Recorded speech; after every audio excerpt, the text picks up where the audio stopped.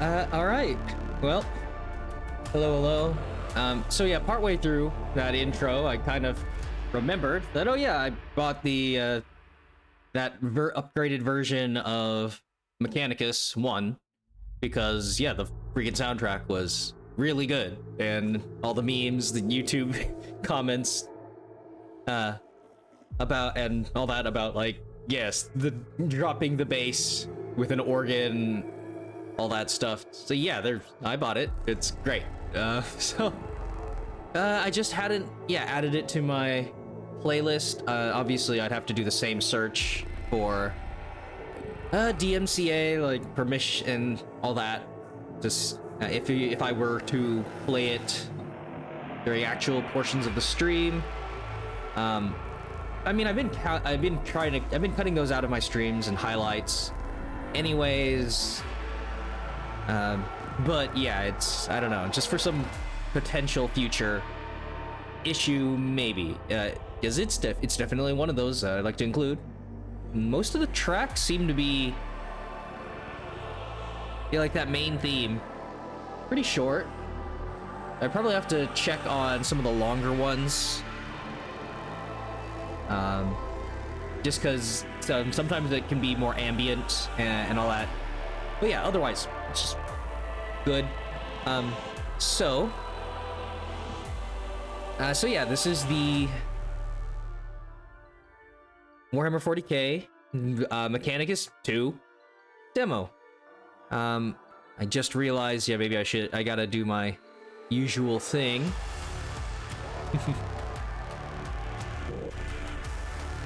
Alright. There we go. So yeah, Bulwark Studios. Pretty much, it's them. Bulwark Studios, Cassetto Games. I don't know if it's a loading.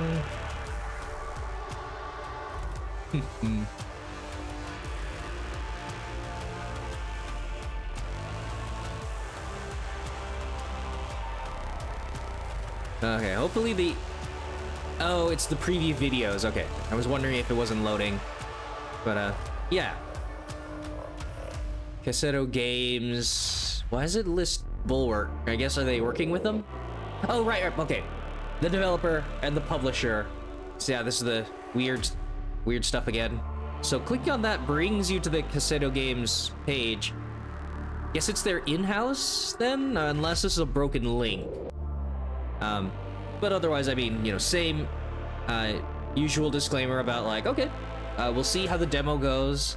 Of course, I didn't play through all of Mechanicus 1. I played through some of it off stream, but yeah, to do a comprehensive analysis of early, mid, late game kind of balance discussion and my overall enjoyment, right? But what I did experience was good.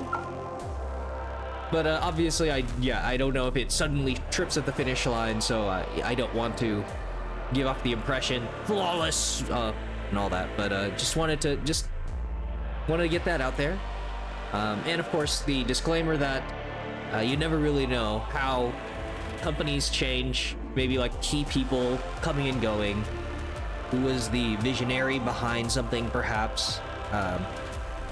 And yeah, it's just hard to tell. Obviously, we've seen like Blizzard and all that.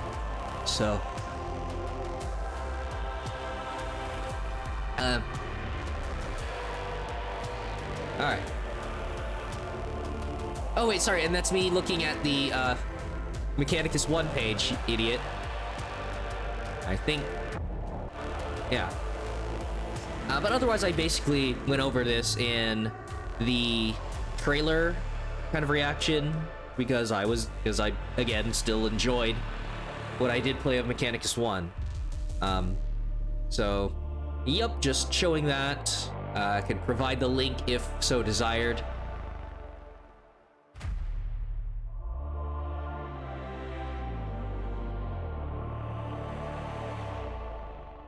Ugh.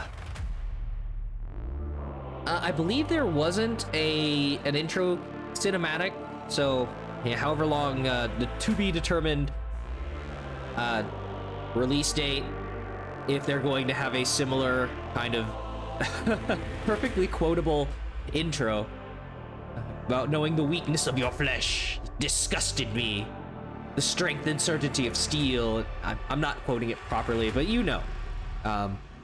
But yeah, when I ran the demo, I don't believe there was a speech like that, so not to build up expectations, but I'm sure some would be imagining something like that. And yeah, of course I say that because I've still got that cough, so yeah. The squishy meat sack biological parts are failing me. Hopefully, still keep working on getting better. So yeah, went through the same settings, audio subtitles. I might change the animation speed, but I don't really see any reason to do more than, I think, yeah, motion blur, bloom, some of the weird settings. But otherwise, let's get into it. Okay. So, yeah, I think, I mean, I'm wondering how far, how many missions they'll let you go in the demo. Maybe 2.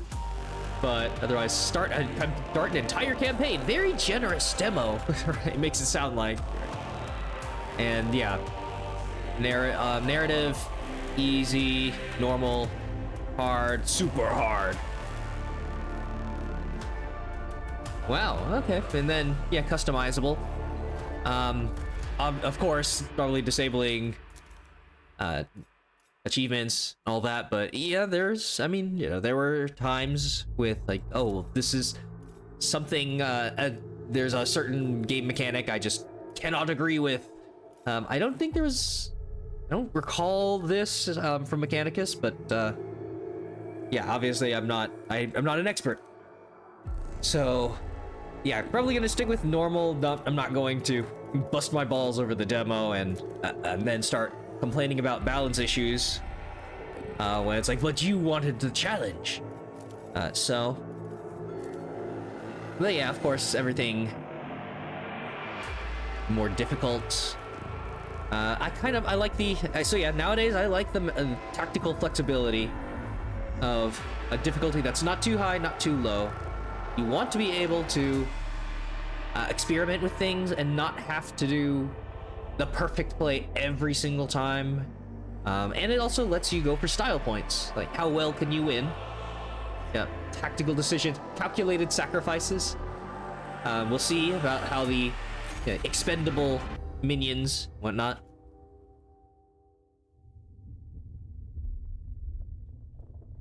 Hecateus 4, Adeptus Mechanicus Forge World, Inceptive. And bookkeeping, 109% gravity. Oh well, yeah, so instead of the start to the game, it's an intro to the campaign.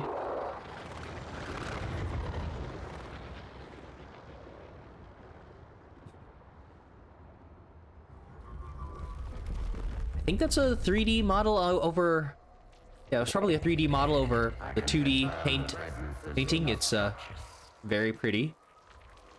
Good stylization. Oh yeah, the binary speak. Beep boop. Well, a lot of it meshed in. Such a shame to finally find what I have sought and not bring anything back. Limit your activities to observation. Our Forge world is young. We would know what has been here before. Only then can this region be consecrated to the Omnissiah and its bounties exploited. Of course, Prime Hermeticon. My maniple will locate an entrance to the underground structure. Let us venture deeper. There is always so much under the surface for the taking.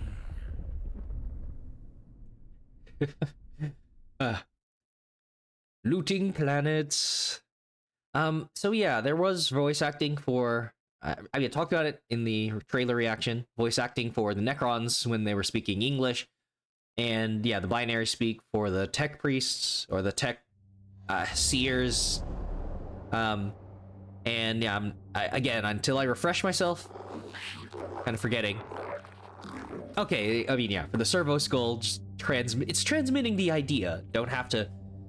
The limitations, the budgeting of fully voice-acted games, and blah de blah. Right, we're the topic of like game development costs, ballooning. Why was that a 2D framing and not completely fully smoothed out animation for everything? We're getting it is unfortunate trying to make art under a profit-based system, and I don't want to derail things, but still, yeah, not trying to set your reasonable understandings of what your game product will be, just because I could then say like, oh yeah, it's like once the lines outside of like a prettier cutscene hit. Topographical scans confirm structural entrance bearing 931.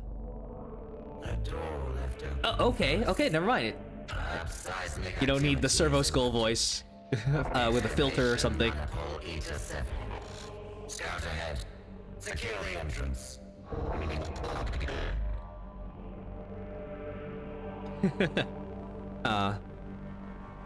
But yeah, and then it's still lines in binary speak, but then we still get to hear what they mean with all of the like DOS prompt commands. Oh, so that's how you pronounce bracket underscore comma chameleon. I don't know, a weird matrix hacking code. Okay. These ruins belie the much larger structure beneath. There is much here I find familiar.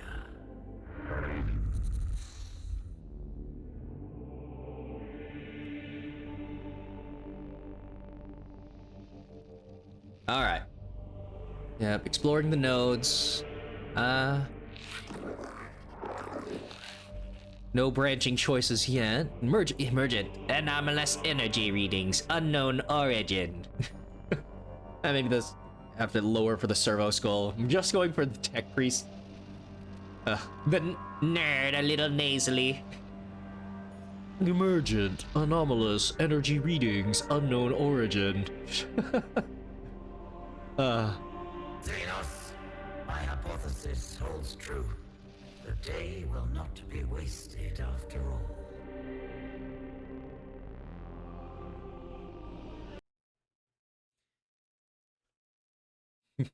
Of course, gotta have those quotes in loading screens. Not like Dark Tide, Warhammer 40k, full of so many quotes. Gameplay tips. Well, that's what the tutorial's for.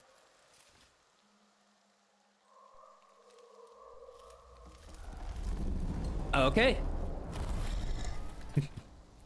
Fight! Welcome to Mechanicus 2. Mechanicus... I kind of immediately go into... it's almost like the Nintendo kind of demo voice, maybe.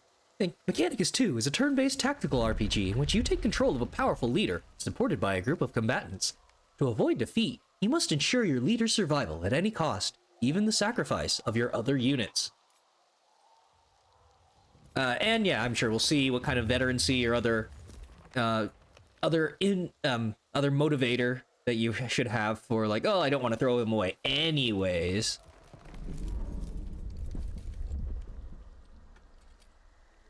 Turn order. It's your turn.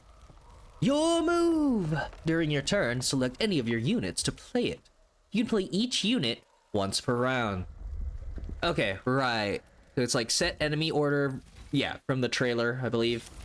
They went over. Yeah, you select the unit so that you can maybe have a unit end a turn in a bad situation, and then use it again immediately to get it out of that situation or fix another part of the bad situation.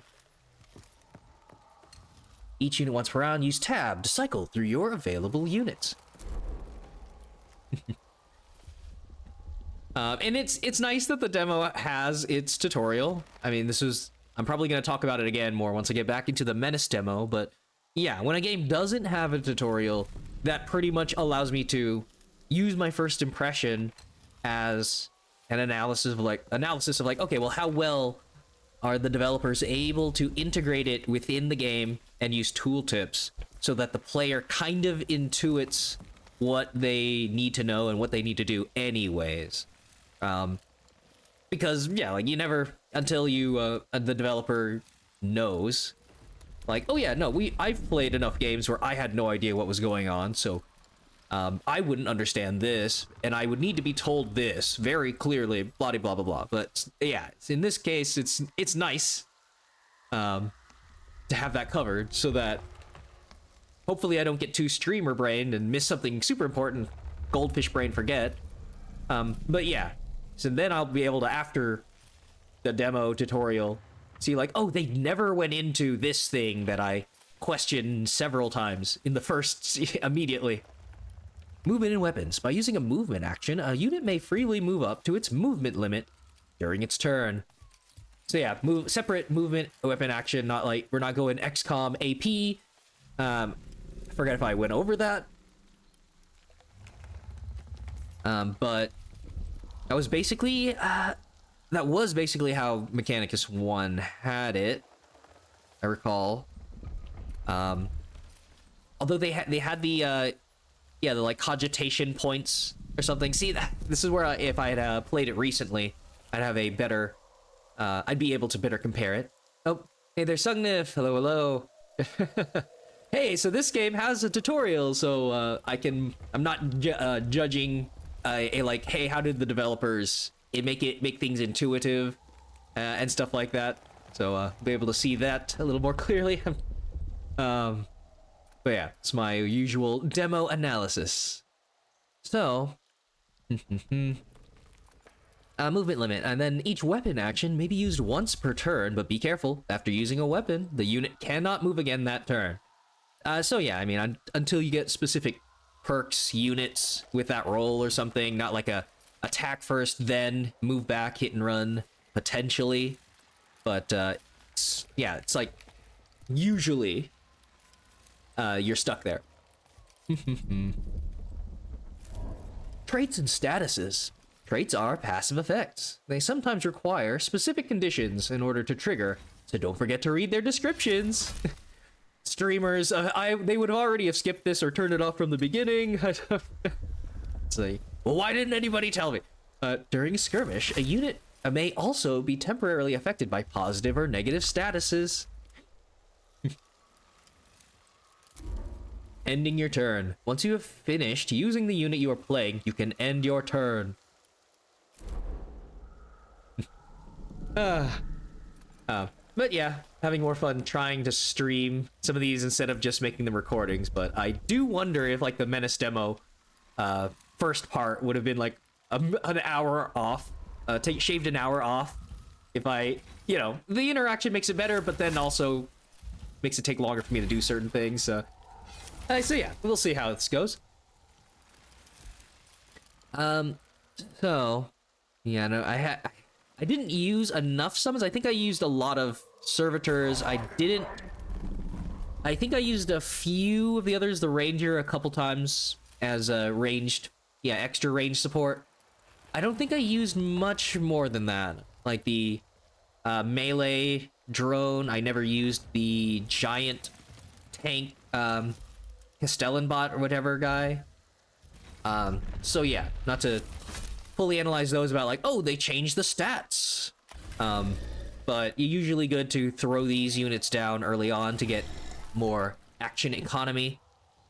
So 2 to 3 bypasses defense. Cool.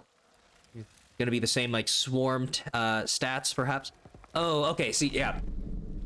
Not right clicking to select, right click detail. Okay, well, I guess we haven't done enough. I think we kind of got Metroided. Not like we have all the data on these units again to know. Or I still have to scan it with my servo skull, perhaps? Find out if they have different armors. Program sacrifice. After suffering damage, generates a cognition point. Oh, okay, right. Yep, still that. 5 movement. The ranger. 5 there. This has 10 range, I believe. Or does this have 2?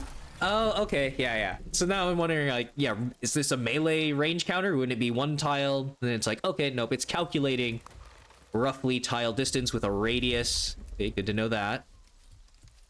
And then, yeah, the rifle. Heavy. Okay, augmentic sight. After attacking an enemy target at range 5 or more, generate a cognition point. Heavy deals max damage if the bear has not moved this turn. Okay, little sniper. Cool.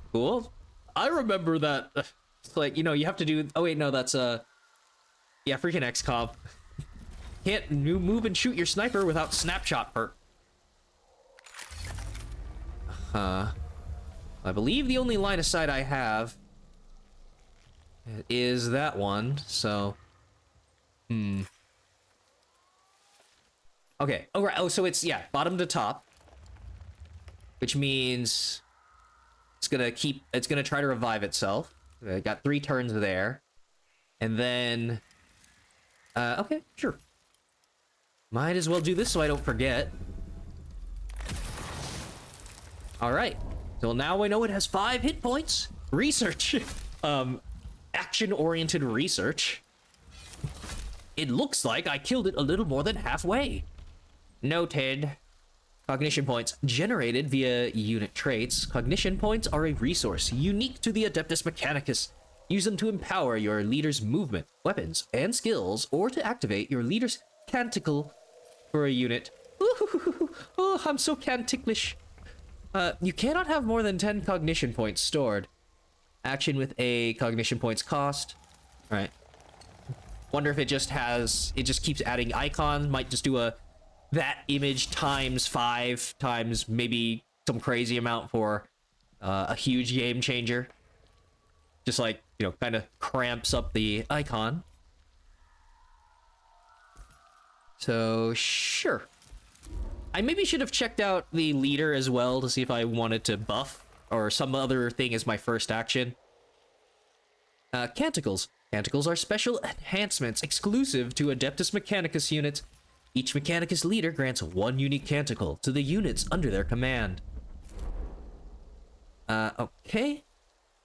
So yeah, this wouldn't take up an action, right? Litany of the Ancient Matrix. Whoa.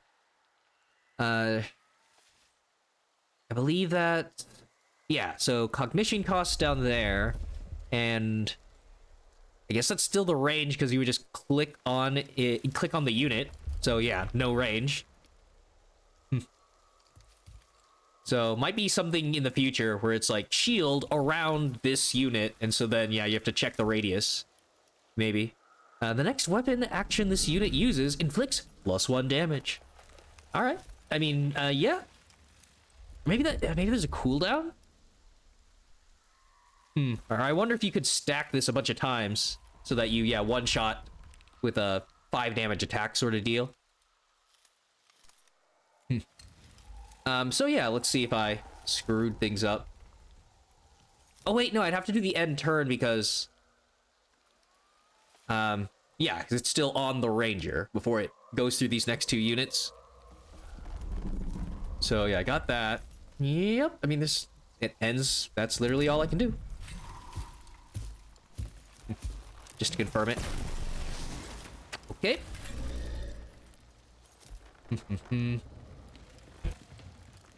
So, skills. Some units have special actions known as skills. As a gamer who needs to get good, you currently don't have this. Aww. Unlike weapon actions, skills can be used at any point during a unit's turn without restricting its movement. Okay. Right, so like, yeah, the buff there for the leader. A couple of extra skills. Unless it states it. At any point. So, movement. There you go. Yep. Can't use this after a weapon action unless that weapon has the assault trait. Run and gun. Xenarite Omniscient Axe. 2 to 3. Yeah, the range. It's got the kind of melee. I think that's a fist icon. Yeah. Hopefully windowed mode doesn't make it too illegible for me. Just, you know, heavy bypasses defense. Yeah, just like servitor. Heavy max if you haven't moved. Okay, yeah. Giant melee turret. If your leader gets surrounded. Volkite Blaster. 2 to 4. 6 range, 2 cooldown. Because it looks like the clock. Heavy. Oh, right. Yeah, max damage. Okay, right. Instead of, yeah, maximum damage. Well, it also, yeah, does max damage and applies burning. Well, no, it applies burning even if you do move. Yeah, it's a separate line. So it wouldn't be like you only get the effect below if you also didn't move, sort of deal. So, I mean, but yeah, 100% more damage. That's appealing. Well, shoot. Then I should have used it for the... I should have used it for the... Oh, wait, never mind. Okay. This will... Yeah, the damage plus burning will one-shot the little 5 HP scarabs. Oh, no, so I'm only sure about that one.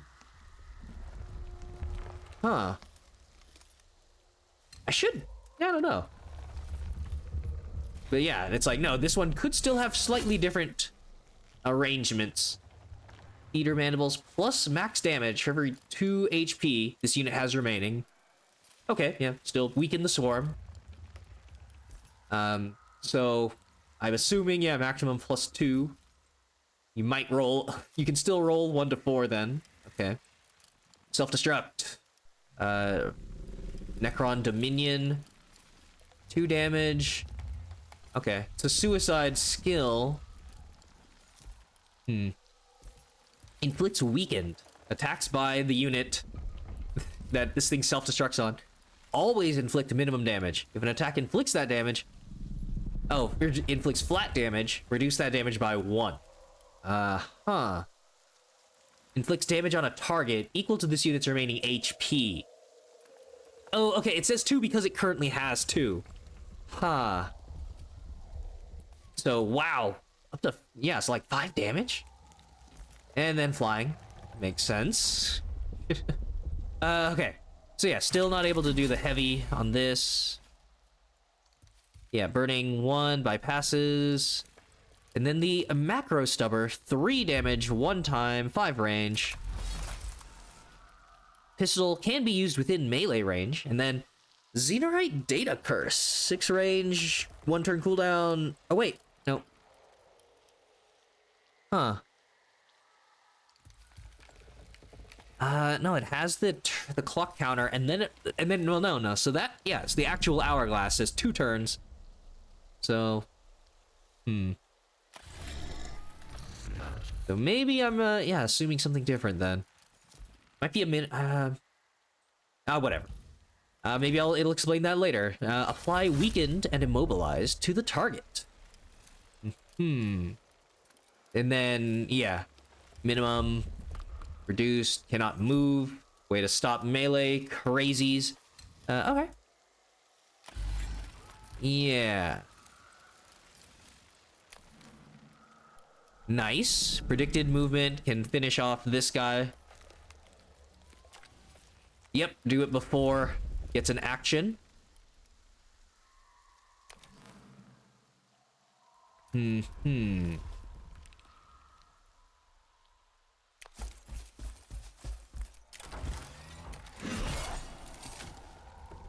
Huzzah. Okay. So... No idea. So it's just down between these two. Huh.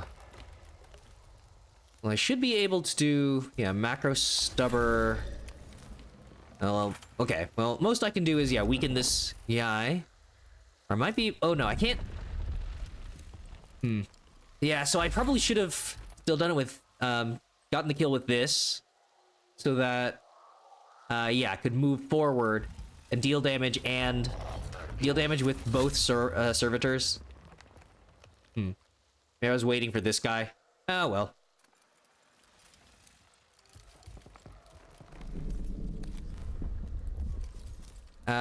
So extra cognition to remove extra movement.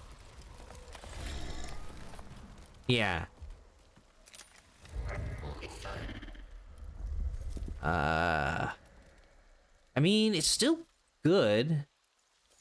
Yeah, I'll potentially lose out on a bit of damage.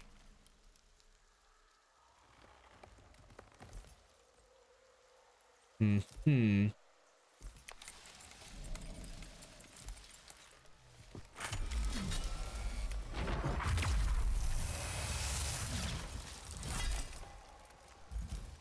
then, oh wait, okay. Right, it spends the cognition. Shit. Ah, okay. I could have, yeah. Could have done that.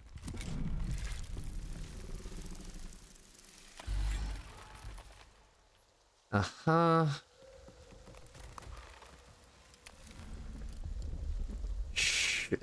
Sure. If I didn't just want to have him block, take a little damage, and get more cognition points.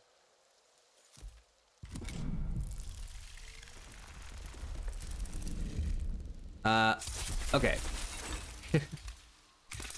Little shield. It's the burning. Oh, the burning takes place after. Okay. The timeline. We're living in the worst timeline. This is the timeline. It's a very useful tool for planning your tactics each round. Player turns are marked with your faction icon. In your turn, you may activate one unit of your choice, provided it has not already acted this round. Yeah, just restating it, just so you're sure you know. At the start of the skirmish, an enemy unit's place in the timeline is hidden. It is revealed when the unit first activates, or when it is targeted by a weapon or skill. Oh, okay. That's interesting. I was joking, but yeah, so now gives you a little bit of reason to use. I wonder if that applies. I guess it would have to be single unit targeting. Because then, yeah, you get an AoE. Otherwise, you hit everything a little bit and you would get knowledge. But then otherwise, yeah. There's probably still discovering weaknesses with servo skulls. Or something, but yeah, no, the joke about like investigative attacking actually is a mechanic. Yeah. Activate weapon or skill. Use this information to prioritize threats and avoid wasted damage. So yeah, at least hopefully shouldn't take too much beyond the shield for my leader. Screwing up the first encounter. Reinforcements. At the end of each round, the reinforcement step occurs. During this step, both you and the enemy have the opportunity to deploy any units held in reserve to the battlefield. These units are then placed into the timeline for the next round. Once this step is complete, a new round begins. Okay.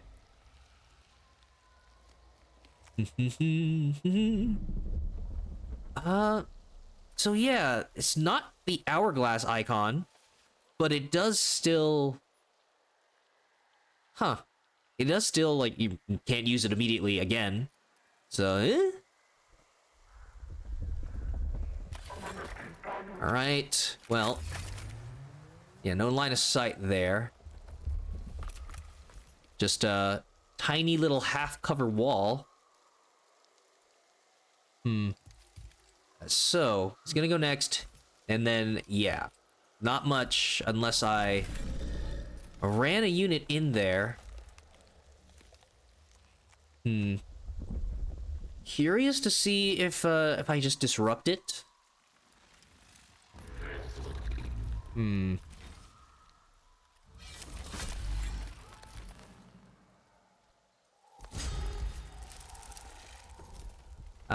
Okay, attacks of opportunity.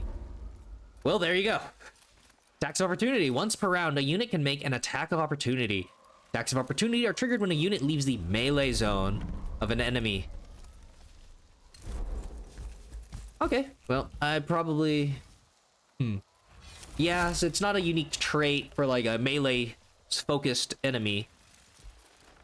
So that should happen regardless. But hey, glad to, I mean, it's the unit that I benefit from getting hit. So, do I keep assuming this thing has like 5 health? Could up its damage. Without knowing. Ooh. So, what did you find out as you punched it?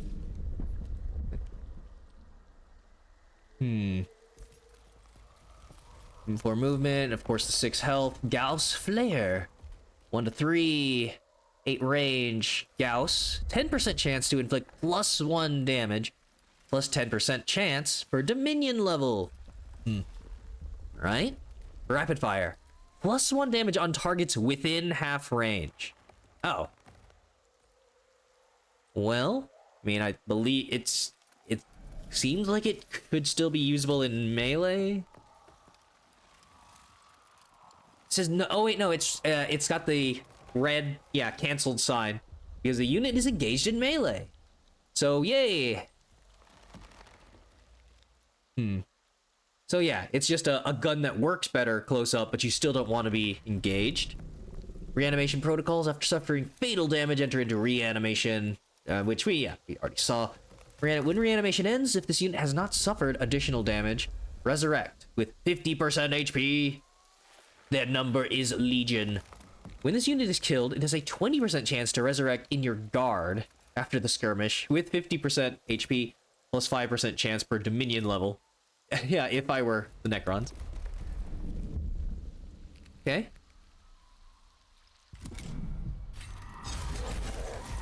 If I'd done 1 more damage. Would have died. I would have rolled better. Oh, cool. Just extra visibility on hazards, environmental things. I mean, so this is what I was hypothesizing in the trailer reaction about, like, okay, as long as sometimes you're not sure what's interactable, what's decorative. So, okay. So next is this one.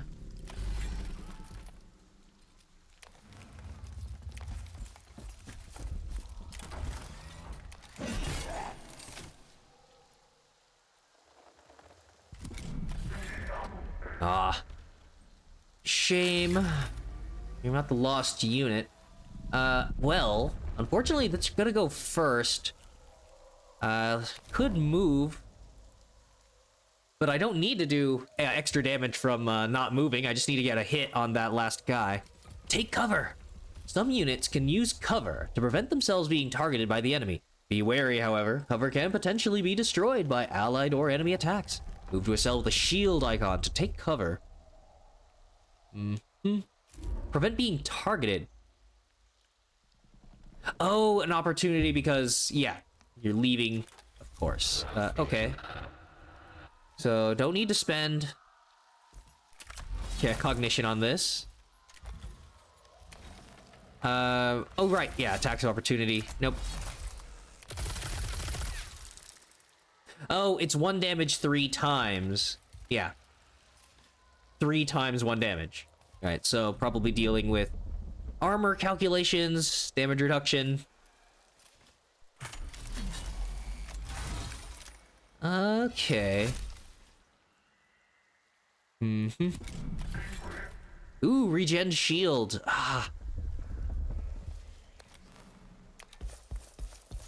Alright. Has not moved. Doesn't matter. Sweet.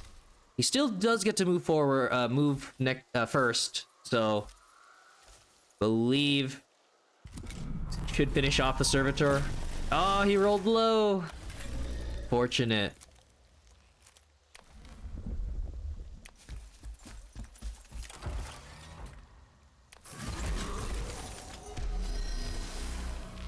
Victory. First comes knowledge of destruction, then its execution. Melchidorian Insight 17.4. That is the last of them.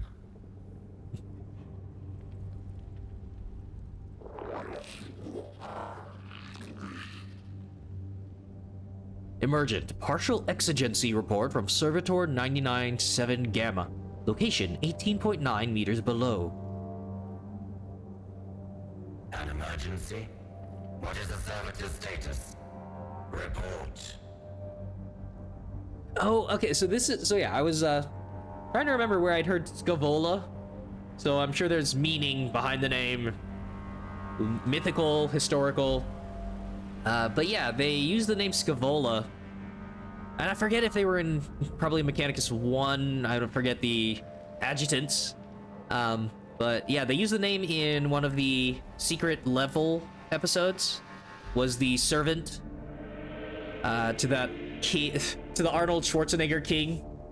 So yeah, I'm sure there's probably some foreshadowing about like, oh, what this is what this character's like.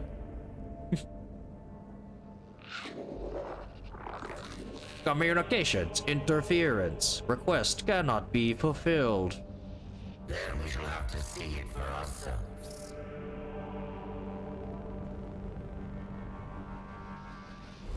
Servitor 997 Gamma. Satisfactory. Evidently was for where? Not satisfactory. Okay, and then yeah, I don't think I still have it in the data mode instead of it, like kind of detective vision, but it did go into the kind of holographic display style as we enter the underground, the crypt. The servitor requires attention before it is functional. Okay. Oh, so this is the yeah, the progress of the mission is like combat, event. Yeah. Assess the condition of the servitor and attempt any necessary repairs. The servitor's logic circuits were burned out, and the gyrosextant misaligned. These have been corrected. Report on its status.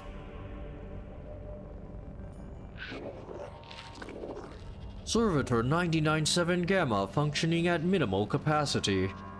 It will have to suffice. Choice repair, yeah. Repairs. Oh. Yeah, it's been repaired. Unit recruited.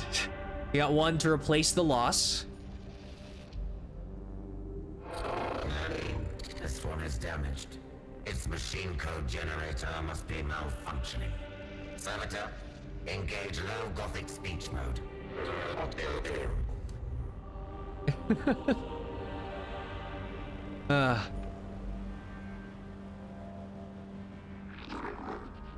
Servitor 99-7 Gamma auditory response mode initiated. Good. I would scour this place for its secrets, but it is unwise to tarry. Survey our immediate surroundings and report.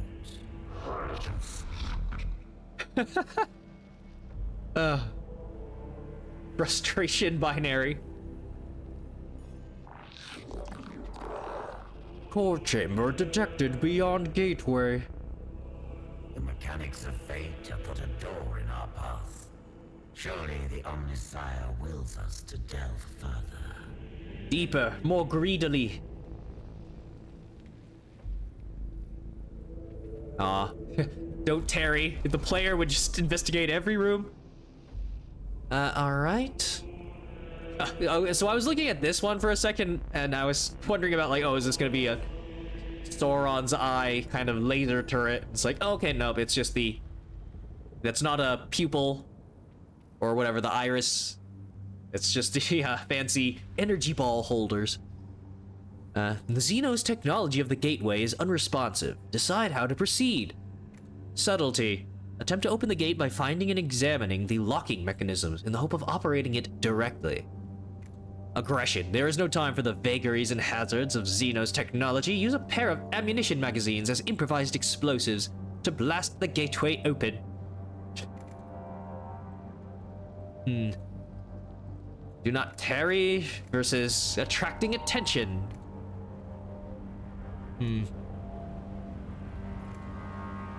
I mean, they did kind of say it. Apply an electric charge to the magazines. Warning, ammunition detonation risk expected. Override. This obstacle bars us no longer. Where subtlety fails, enough force will always work. There is no... okay, yep. Door has been destroyed. So yeah, I didn't really see if the servitors were already at 2 and then I got the 3rd one there. I did have the 2 at the start of the first encounter, along with the Skitaria Ranger. So I mean, not sure about the ongoing damage to the second one because it was downed versus like it's a servitor, it's meant to be down, so it will come back. Or if it's just a demo thing. So yeah, excavation intact. Ah, okay, back to the surface. Calculating optimal routes.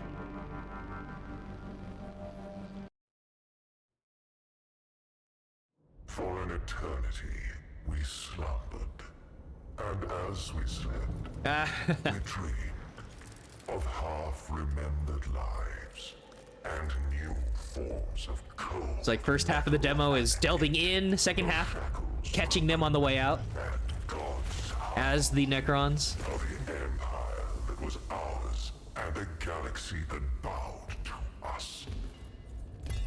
From her slumber, awoke Nefershah, our guard to the Pharaon Sankotep. Nefershah, she who was to decide the fate of Kivroth.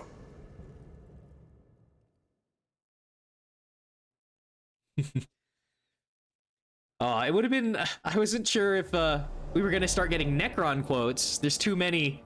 Memories. Biotransference. The cold of the great sleep. I have dreamed, but now I wake.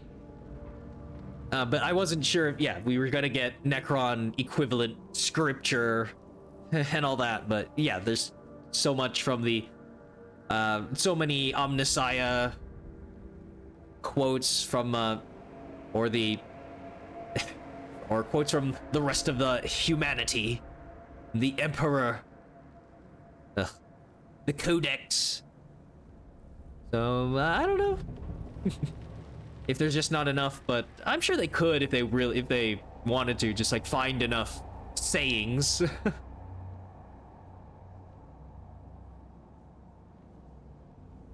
The weight of eons lay on the tomb of Nefershah. The Vanguard knew her slumber had been a long one, but there was no telling how long. No ancient Necron snooze button. No alarm. Awoke her early. There is no time to wallow in our past. I am the hand of the Pharaon. I am the Vanguard to Sankotep. My duties are to the throne. Cryptek Kynox, attend to me. But I was not there. Ooh. Story. Recalling the past. Telling us after the fact. Cryptek? Wondering if it's... Is that gonna be the giant spider unit? Giant floating... Yeah, spider crab scorpion thing. Just vaguely remembering units from Dawn of War.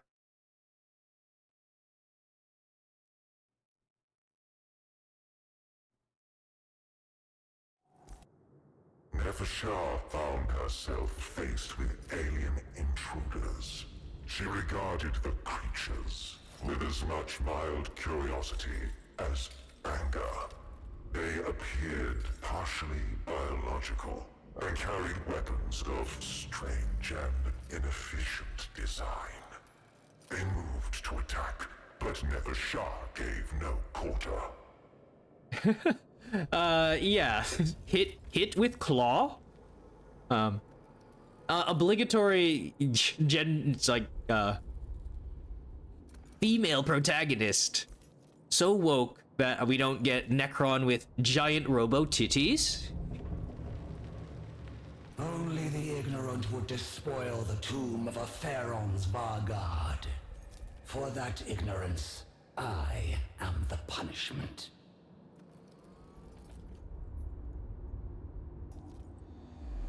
Kill them all. Reanimation protocols. The first time a Necron unit is destroyed in a skirmish, its reanimation protocols activate. A round countdown timer will appear, and when it reaches 0, the unit returns to play. Unfortunately, they are surrounded, and the AI probably should be smart enough to take them out. Unless I have to interfere, disrupt them in some way. Arise! Arise, my Necrons warriors! Some skills like Arise allow you to accelerate the return of units undergoing reanimation protocols. Cool.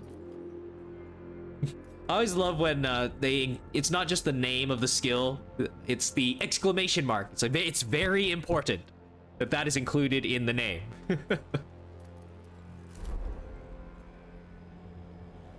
Yeah, move. Yeah, instantly ends. Oh, every 3 turns. Okay, okay. So yeah, still gotta play a little carefully, but yeah, units like this let you utilize the zombie revival kind of theming, disposable but never-ending horde feeling. That's cool. The war scythe. Yeah, a lot of melee, bypass defense. Yeah, it doesn't end the turn, so it's good. And then Imperious Advance, 2 to 3 damage, 4 range. Okay. And it's melee something. I think that's 2. Is that 2? I think that's 2. 2-turn cooldown. Charge in a straight line and inflict damage on the first entity encountered. Dominion level 3, plus 2 range. Dominion level 6, plus 1 damage for every 2 cells covered. Cardinal directions. Okay, I can't. Yeah.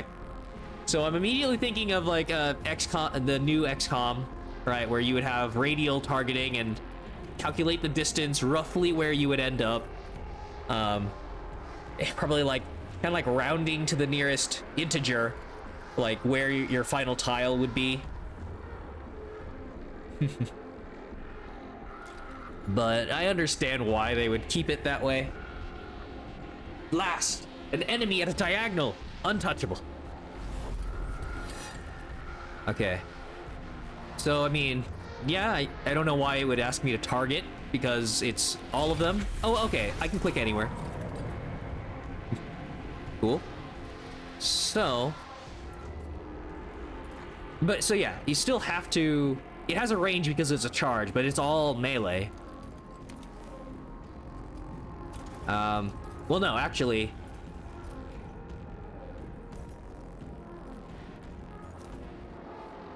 oh, right, no, I have to do them because they already... Yeah, they took the action to get everybody up.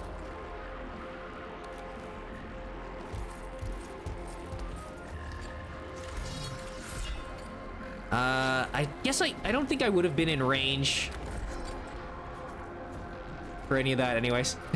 Charge off a cliff, Looney Tunes style. Yahoo! All right, and yeah, even reanimation on your leader. Okay. I don't know, maybe I should have tried a slight diagonal movement and maybe could have helped. And you wouldn't get, it says first entity, so I guess it could hit your own allies. Friendly fire stuff, but all right. If they rolled high enough, the guy dies. Well, no, he'll just get downed again. Yeah.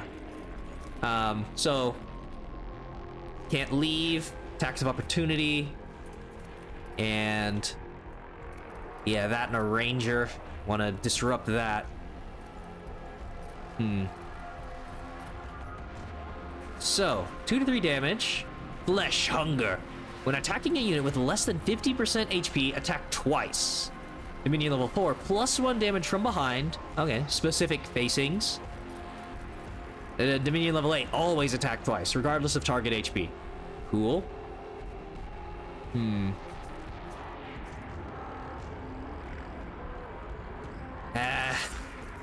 So, I mean, that guy already went, so...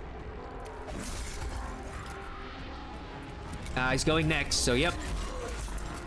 Oh, already revived, so he only got the one chance. Because this doesn't have a cooldown.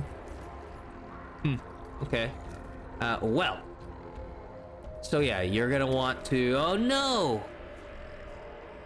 Alright.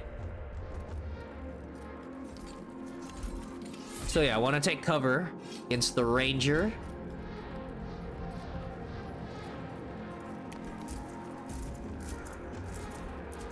Yeah, probably could have gone behind them and done more damage.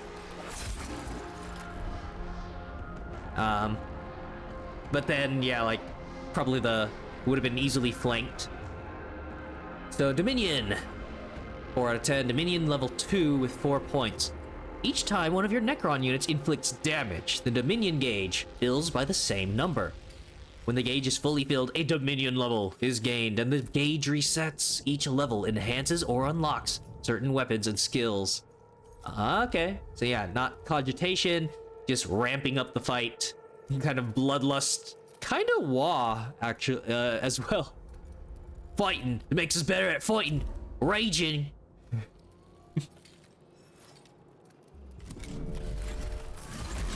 Yep. Maximum rolls. All right. Well, then that means the ranger is last. So, yep, already read this one. More damage. Within half range. Yeah, both warriors.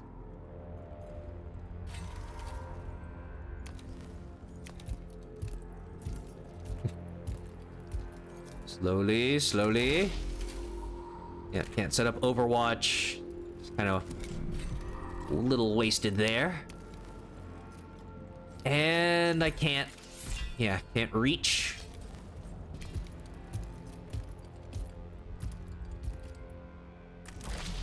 Ah.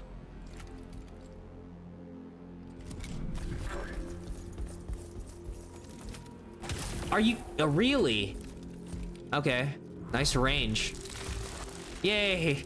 I get to play with scarabs too. Alright, so I still have ways to... Yeah, it's like they're not gonna provide me a way to... or they're not going to immediately have me lose my flares and not be able to disrupt the ranger. Alright, so next will be this asshole. Full health. Not really a way to ensure it'll die. Unless I... Requires... I can't self-destruct for instant 5 damage.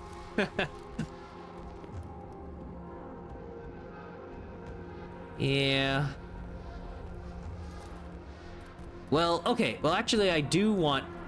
Yeah, just stay out of that range so that this unit's completely useless.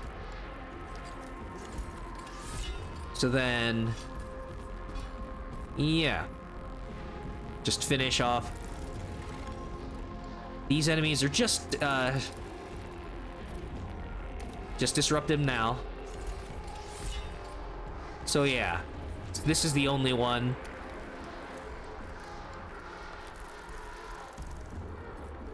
More max damage.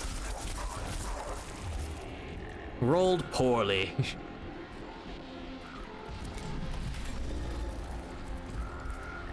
All right. Now kill this one.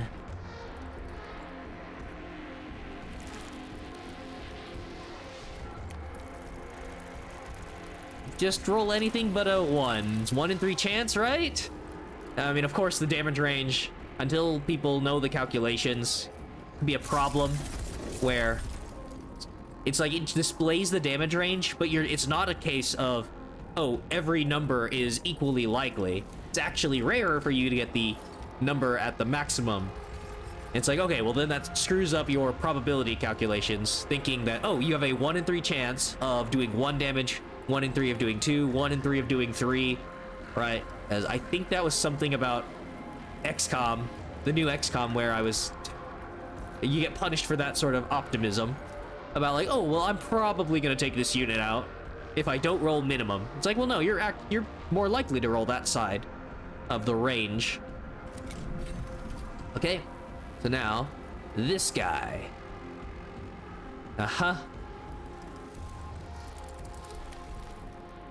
So again, 2 health. Yeah, don't want to chance it with that tiny odds that you don't do it. Oh, okay, I don't have an angle on it. Oh wait, never mind. I do. Okay. 2 to, no, it's still minimum damage chance. Damage within half range. Well, that's not, yeah, still not good. Okay.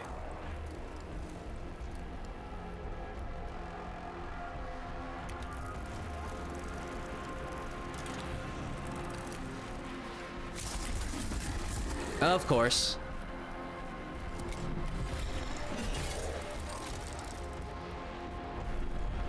Like, well, that's theoretically possible. Okay. Unfortunately, those are all the units I have left. Yeah.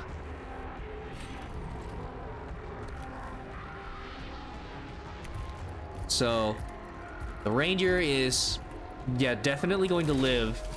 Not able to get within extra damage range.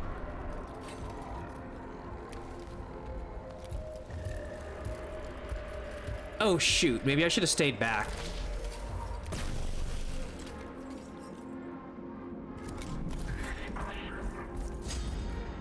Oh. Okay. Still able to fire, yep.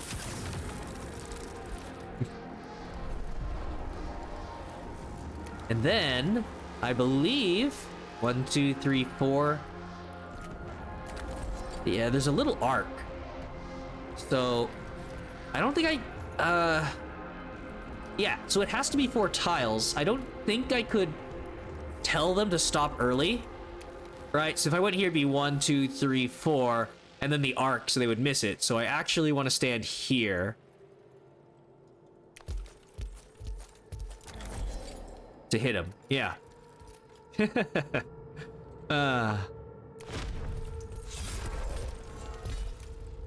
And then you could still attack. Okay. I mean, yeah, I needed the movement.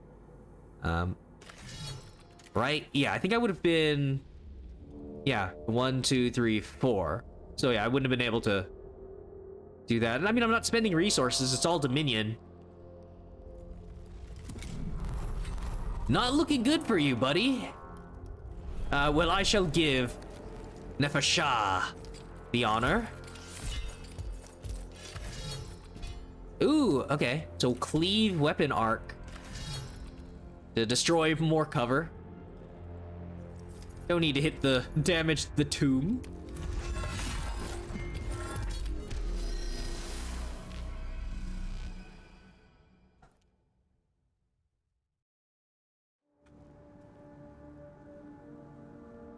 So, yeah, the persistent army looks like 2 warriors, 2 flayed ones. And its observation protocols long dormant.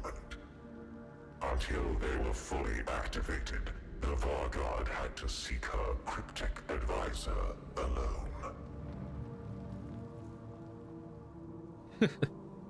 All right. These unworthy trespassers must not be permitted to become troublesome. And still, Kynox is not present. My cryptech should be in attendance. I think when I see advisor, I would just immediately assume like, oh, it's the advisor that betrays them in the story, but it's more like kind of medieval fantasy, Disney and stuff. So it's yeah, that's not a thing here. Probably. Shit, he predicted the Necron storyline. Decide on an approach to finding Cryptek Kynox. Haste. Nefashah opted to locate Kynox as quickly as possible, heedless of any danger. Caution. Nefashah, wary that she may have been awoken by the presence of danger in her tomb, proceeded with caution. Nope, I want more party members. Sacrifice as many scarabs as needed. Honored Fargard, forgive me.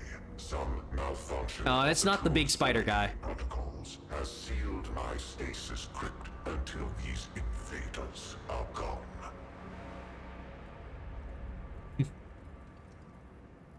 Oh no, he's stuck in the... Yeah, Kynox is stuck in the you may not rest while enemies are nearby status. So, gotta get rid of them first, I understand. Curb your obeisances, Kynox. Though the task is beneath me, I shall disinter you. By disintegrating the invaders. Heedless, +5. Is that just like, yeah, for the entire mission, sort of Dominion level, I think?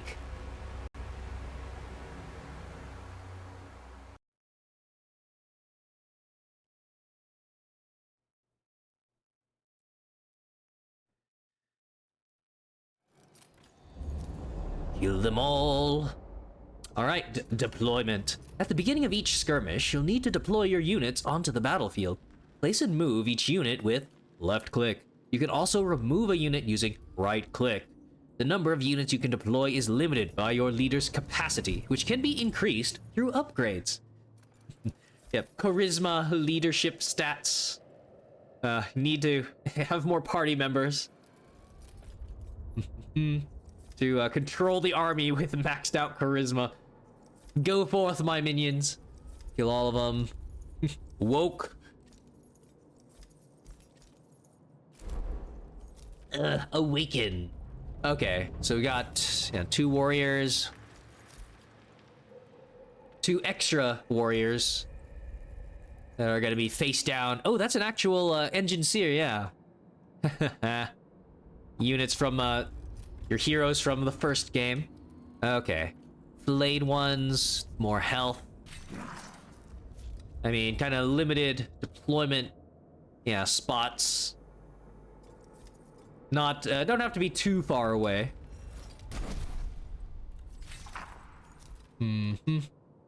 I think it's like you're 1 tile forward, but you're more tiles up and away. So yeah, I'm just gonna sprint forward anyhow. I don't think it's, yeah, enough to get... I probably could get behind him with this flayed one. And... Right, and this is like the normal... No, Vanguard? Not the, yeah, Skitarii Ranger. Yeah, that's what I was thinking, like, don't just assume because person with, yeah, person with rifle. They're gonna have different... Yeah, this one's like the sniper, and then this one will be more of a slightly tankier rifleman, I assume. Okay. So yeah, I mean, putting more units forward, the odds of a unit getting focus fired, a little worse. But, should be all right. I don't know if I want... Yeah, if they're gonna be smart enough, I probably should burn through the stats. Actually, doing a huge melee attack. Right, then I remove, if I can place them there.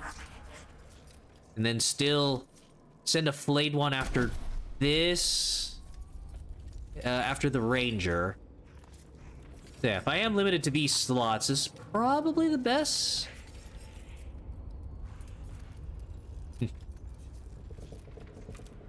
Oh yeah, and then detective mode. Just a bunch of cover spots. Yeah.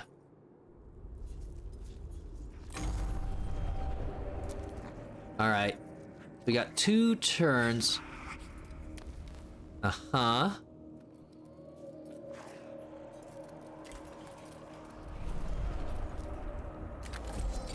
I mean, that's not gonna do enough to stop them. And yeah, I don't actually want to take that much damage. Oh, right, yeah. Do this.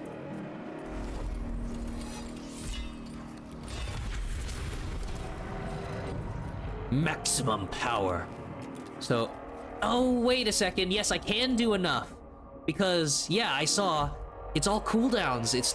I can do this and then still do the war sigh. So, ooh, oh, this is a mean first turn. All right. 1, 2, 3, 4. Yes. Yes.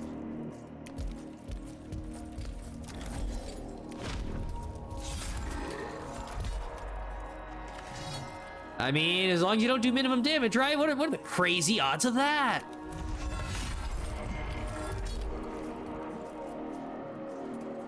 Awesome. Okay. Then... well, on the off chance that this guy goes next... yeah. Kind of a side attack.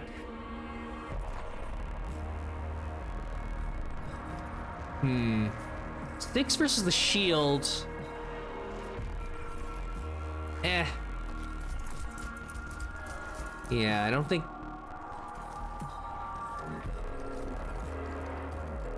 Alright, sorry, I don't know what I was saying. 6. No, it's like, yeah, I don't think there's any way for them to do more, enough damage to take out the leader, right? Unless it's the... it might be within, was it like 12 tile or 10 tiles or something? I don't think they can do maximum just by not moving.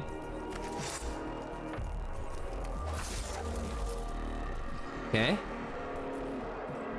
Damage, yeah, it's from a side, so I'm pretty sure I'm not getting bonuses there. Oh. Okay. Ah, shield penetrating, okay. All right, all right, all right.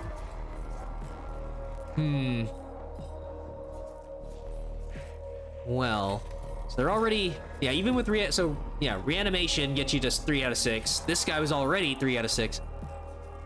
Oh, I mean, okay, so the icon to the right of their health bar probably shows that they already reanimated. So the next one would be a kill. This guy can still, yeah, go down. Yeah. Didn't specify, I mean, it makes sense. It's the only thing different now. So I already attacked them, so I know. It's definitely going to be one of these two then. And there's not much I can do about that. I probably want to use this unit first, in case they move forward and attack. Just insta-kill.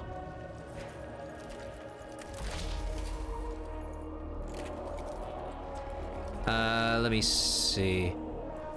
So this is okay, so this is a warrior using a different weapon? Yeah, Gauss Reaper versus the Gauss Flare. So yeah, this one just will do 3 damage. That's pretty great. Just shorter range, yeah.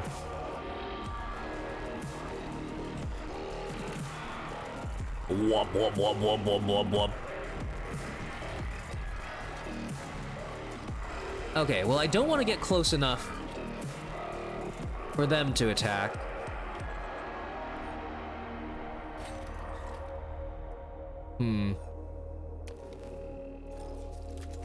So they would be able to reach...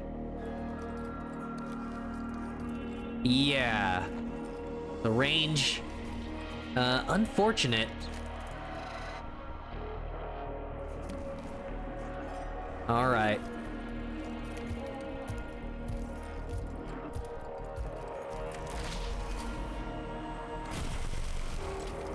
Through the shield, armor and defense.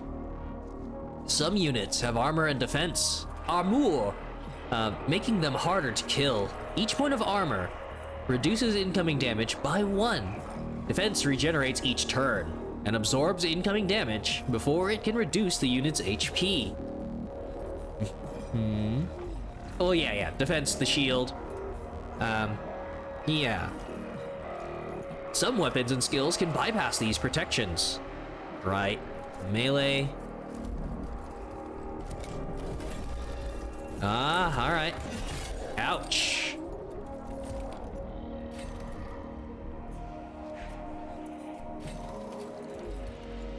So, yep, plenty of ways to kill this guy.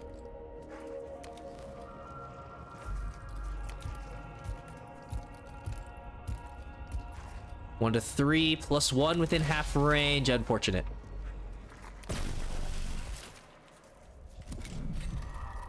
Okay, well, I mean, definitely to stop them from getting an action. And not blocked by your allies. Just mind your right side.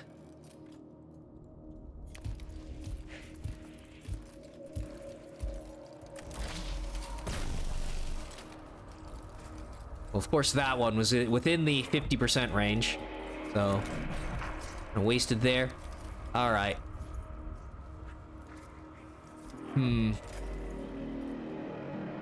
Well, I mean, I'm pretty sure I know what he's about to do. But see if they're gonna keep on focusing the leader.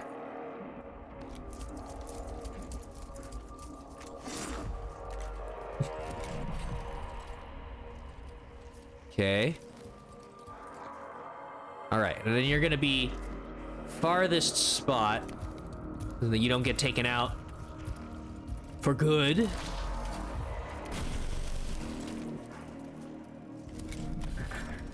Yep. Ouch! All right. So, yep. Engine Seer's going next. So, want to get those. Oh, wait. Ah, yes. The damage arc. Want to get the most efficient attack. Rolled minimum. Unfortunate.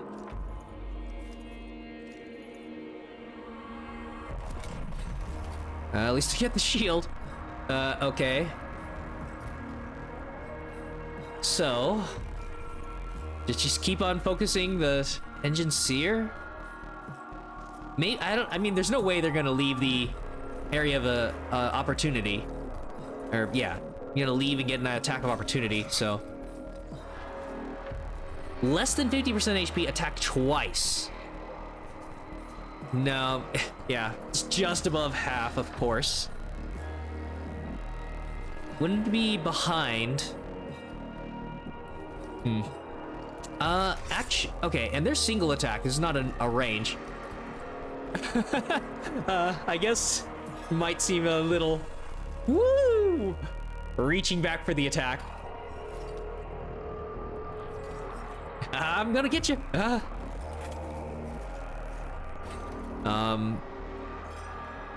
Yeah, it's just a chance for one more damage. It's not going to be enough. Most I could do is take out the servitor. Yeah, that's not behind.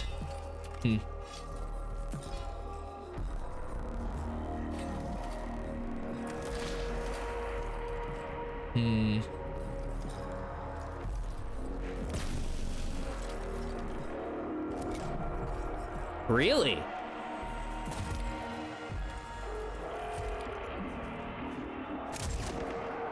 Yep. Wow. Focus fire. Okay. So yeah, then gotta take this guy out.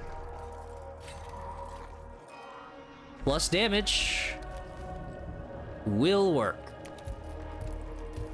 And then I have a fuck ton of units that will end this encounter.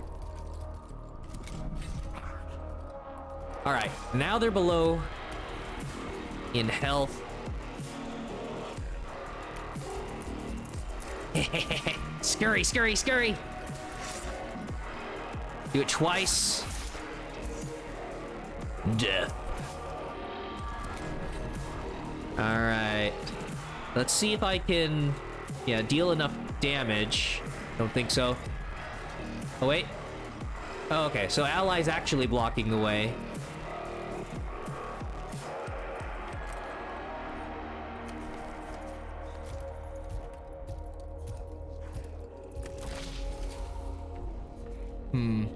I mean, it might destroy the cover instead, but it doesn't really matter.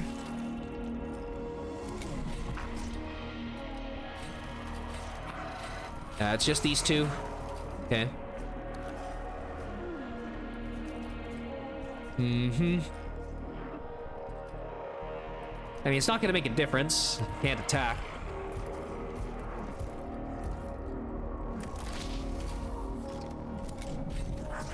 And then, yes.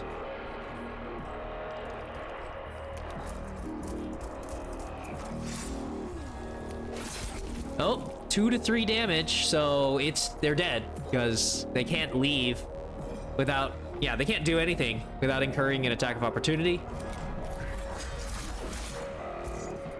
Cryptek, are you damaged?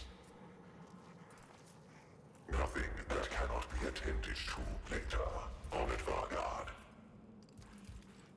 Good. Attend upon me, Kynox. What I took a lot of caused damage this in that last fight. interruption to the great sleep? The tomb's observation routines have deteriorated over time. Their data is incomplete.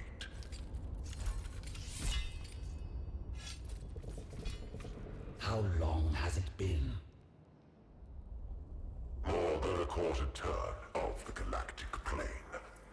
Many stars will have bled and died since we last looked to the heavens on Vargard. I see. I don't know exactly how long that For all means. its sacrifices, immortality is undimmed. But yeah, star lifetimes is pretty crazy. The partial data indicates small biological entities are inside the tomb. Some warriors were roused in response, but they were destroyed. So, we have an infestation of these vermin. The first of my duties is to see them exterminated. I shall attend to the security of my stasis crypt first, then drive them from the tomb.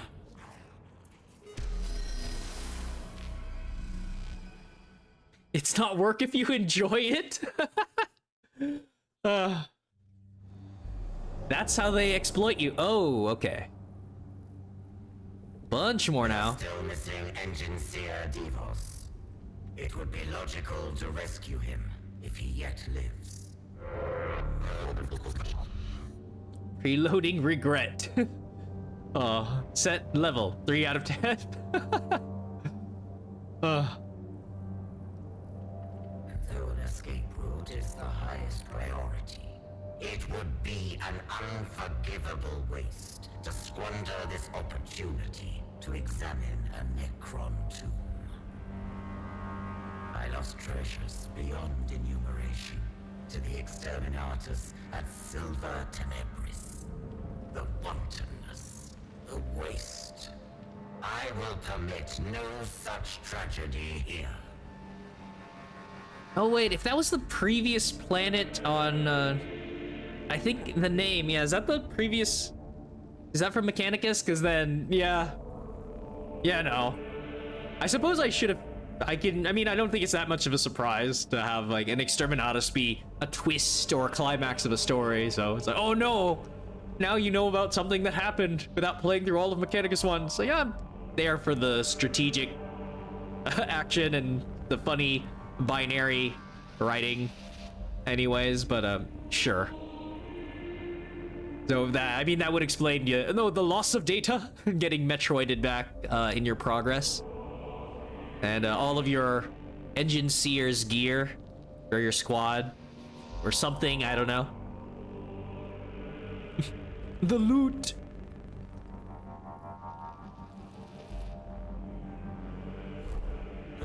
and useful. Should we come across Davos, all the better.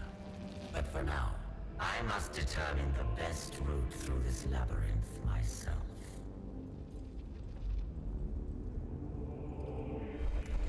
Calculating. We're out. The GPS is out. Topographical scan indicates structure extends in all directions. Allied life signs nil. Examine. Watch for any intelligence or technology that can be acquired while exploring the tomb. Expediency. Ignore the information riches of the tomb in favor of moving as quickly as possible.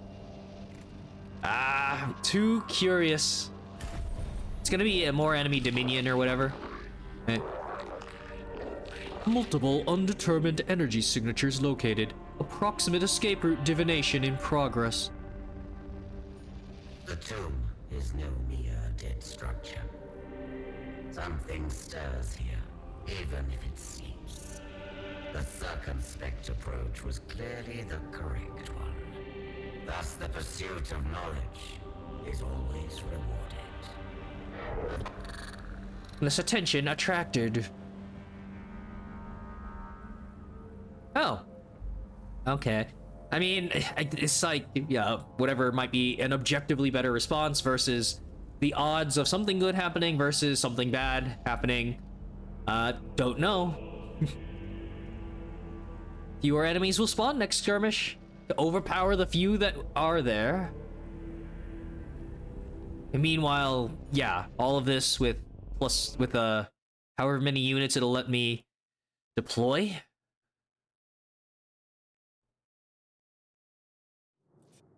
More resistance. The tomb is not merely defended by dregs and stragglers. It is awakening. Gosh, the vocal effects are so good. Suppressing fear responses to maximize logical processing. Partial success. Gosh, they're so fun.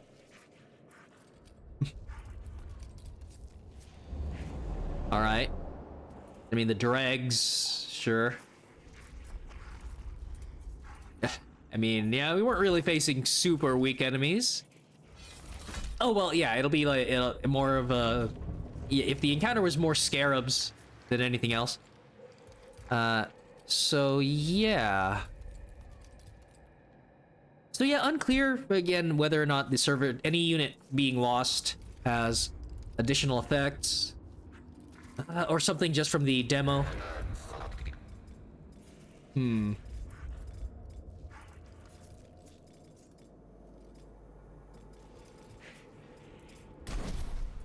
What?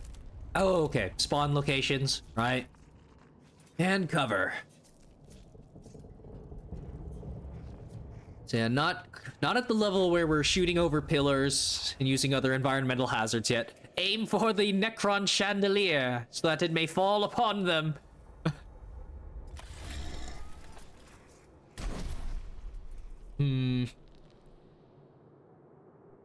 Well, I wouldn't have faced a flayed one on this side, but I don't think they're going to... Well, yeah, it's good to set up the attack of opportunity, but yeah, I'm not dealing with a lot of armor, shield defenses yet. Like one for each side, and then... yeah. Vanguard versus the Ranger. I mean, it's both 6. 6 and 5. Yeah, 6 health, 5 movement.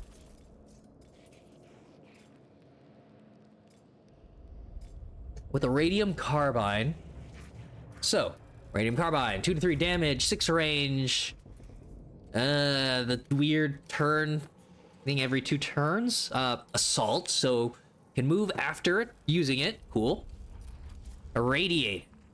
At the end of its turn, suffers 1 damage that bypasses defense and armor. Okay. Cool. It's more damage over time, and then analyze. 6 range.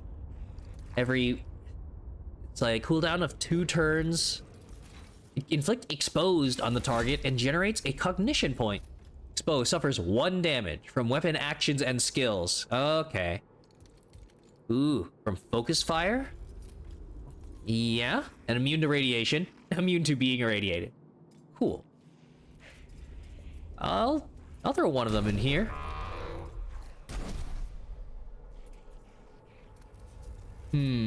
So yeah, with fewer enemy units, exposing and making every action that turn deal more damage. Right, one more minimum damage. This will take out units really quick, unless they've scaled up from 6 health. Right, then basically 2 actions will kill. But, and yeah, this doesn't end the turn, so you could still keep going. Is the interesting part. And then Skitari Ranger, yeah, range 10. Generate cognition. More. Yeah. Okay.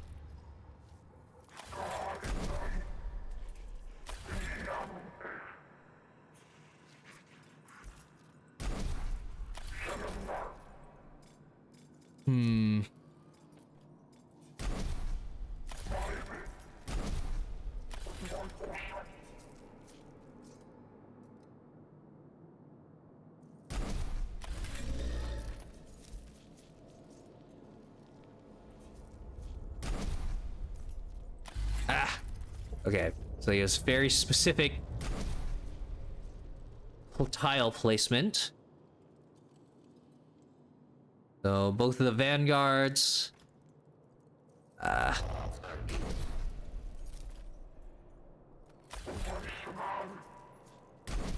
There we go.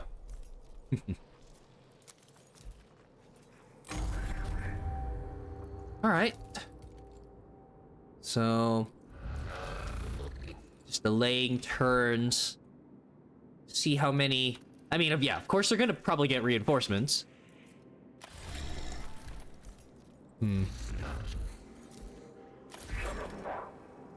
See how many units.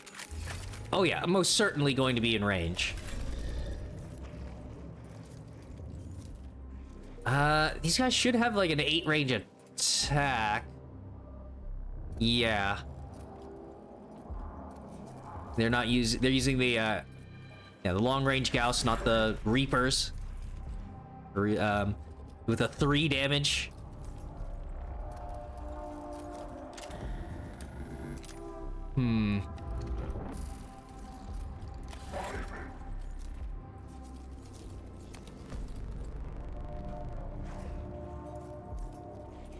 Sure.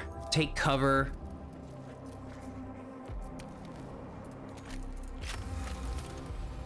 They're yeah, definitely not gonna get anything. Anyways. Might go straight for the cover shot. Oh, okay. 2 units. Ah! I'm really waiting for the alpha strike on this side.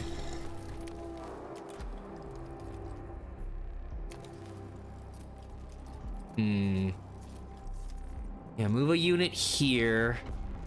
Sure.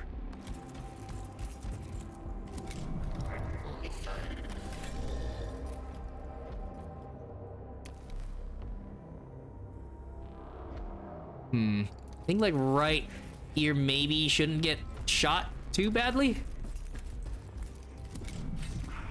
Ah, it begins. Okay, let's do this.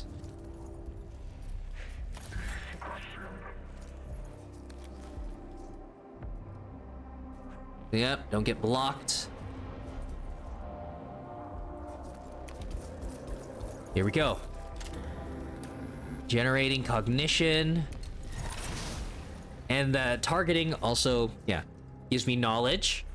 Which I could do this on separate targets. Yeah, analyze and then attack, so I can pick up more info. Very cool. And immediately, yeah, I could spend it to get damage. Ooh, alright.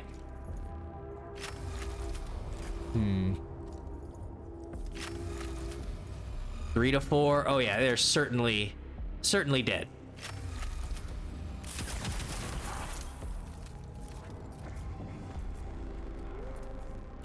Oh right. Yeah, they're gonna take another damage. Well, no, that's the end of its turn. It already went. So. Oh yeah. Generate another cognition. Well, no, I don't. Yeah, I don't have to stay here for heavy. It's dead. This is certainly going to be more than 5 tiles, so. Huh. So then, yeah, I could just use the macro stubber. Oh man, yeah, +1 damage. +1. Yeah, I wonder if that from the skill. I think it'd be too crazy, perhaps, for it to do +1 damage for every one of the shots. That it actually becomes a +3. 6 range, 5 range.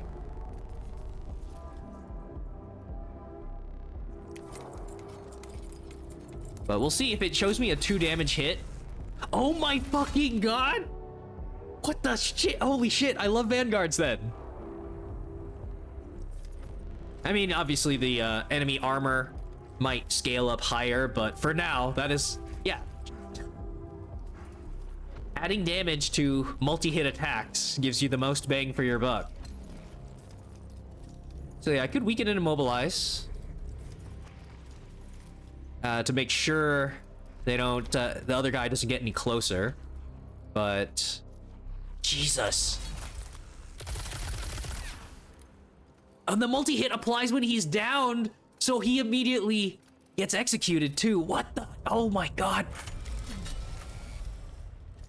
Well, you and me, we're gonna be best of friends.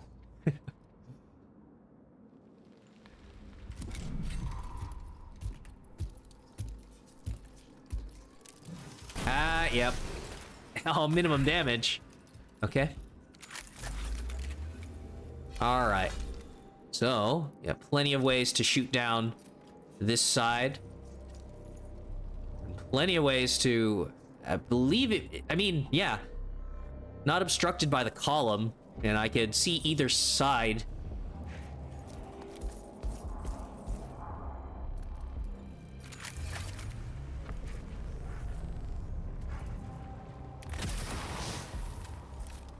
Yep. Oh no. Not that the cover would have done you much good. Alright, alright. Scarabs into melee, but your the units that are already here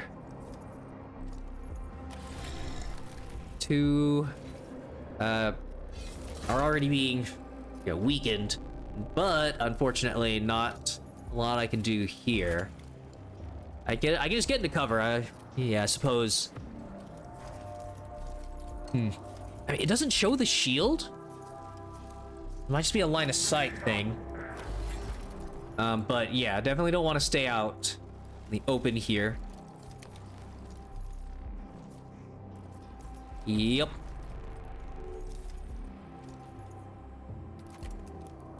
Yeah, so that's just showing me that, yeah, this unit's going next.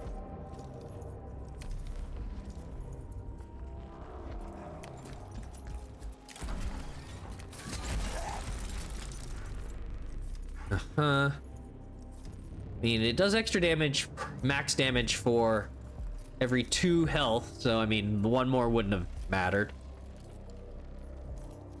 Yep.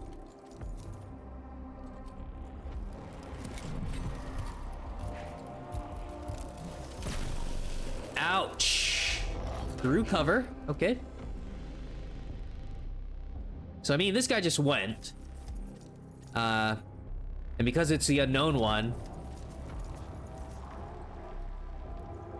Yeah, it'd have to be this scarab going next, right? So...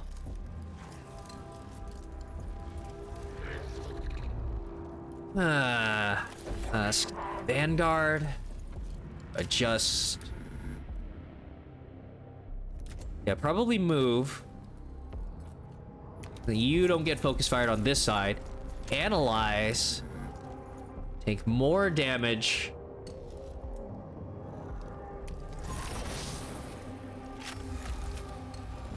Uh-huh. 3 to 4. I could just one shot. Okay, so you can't just, yeah, infinitely add it to a single attack. I mean, it's dead. Could it basically ignore it. Just let it get the one attack off. Yeah, it's doing 1 damage. So, yep. So that, and then analysis and analyze. I mean, that would be the skill I would love, of course. That's me. All right. So I need to move. Oh no, I am blocked by my ally. Okay. So there's that. I mean, could just finish that off.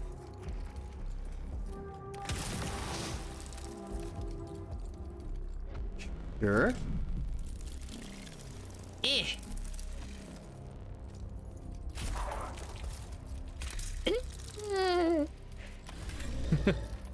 Little irradiated scarab, poor guy. Okay, so that guy's gonna maybe take a shot. I got cover there. They should be able to fire through the columns. Might get a shot at the servitor, but I mean, that's what we want. Okay. 3 actions to take out one of these two. But yeah, probably gonna be this guy. Max if I haven't moved. Okay, well, I mean,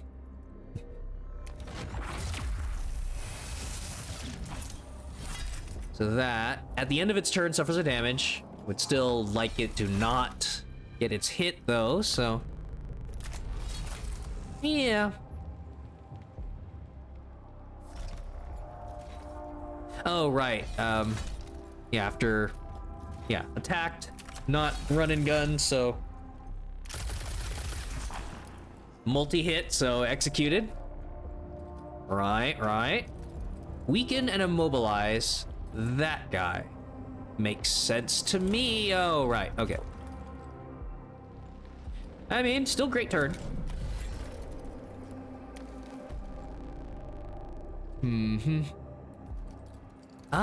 That's okay. So that, yeah, I was wondering for a second, it's like cosmetic that you can walk on this and you're not going to tumble off of the crumbling edge just because part of the tile is graphically not really stable.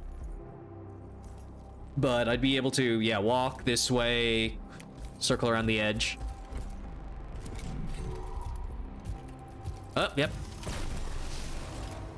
More cogitation. Unfortunately, wasted turn. Yeah.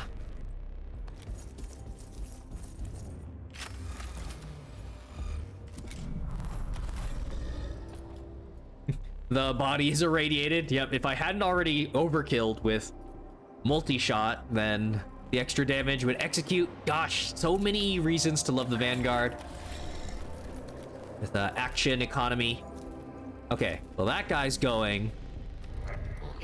Can make them do minimum, but unfortunately I'm not gonna be able to reach. Yeah, there's no way. No way for me to get there.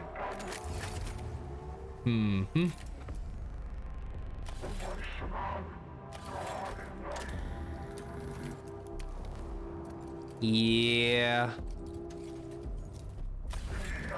Gonna do that. That you don't leave my heavy damage range. I might as well. Because it pays for itself. Ouch. Of course you roll high. Uh-huh. Plenty of actions. So, yeah, I'm not gonna reach it anyways. Just get you here, so you're not blocking the way. Here we go. Oh my gosh, the cogitation economy. 4.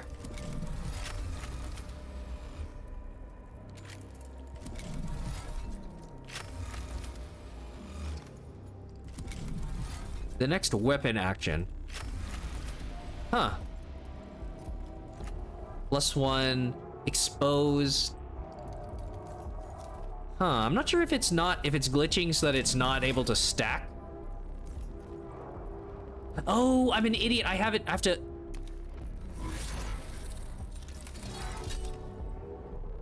Okay. I thought it was like a toggle. It's not, you're casting a buff. And then you can't, do it again. Huh. So then, it will kill. And they're irradiated, so they will die. Ah, and then he can still move into cover if it was a worse situation. Yeah. That's, oh man, these guys. Okay.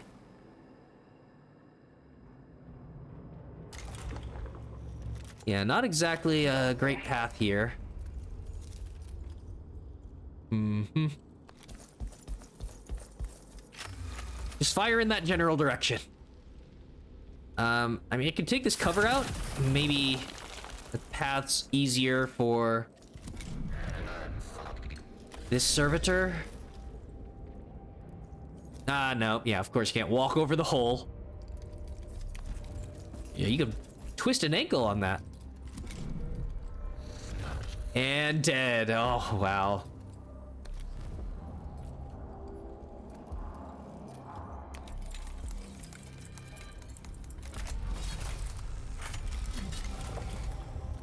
It's crazy.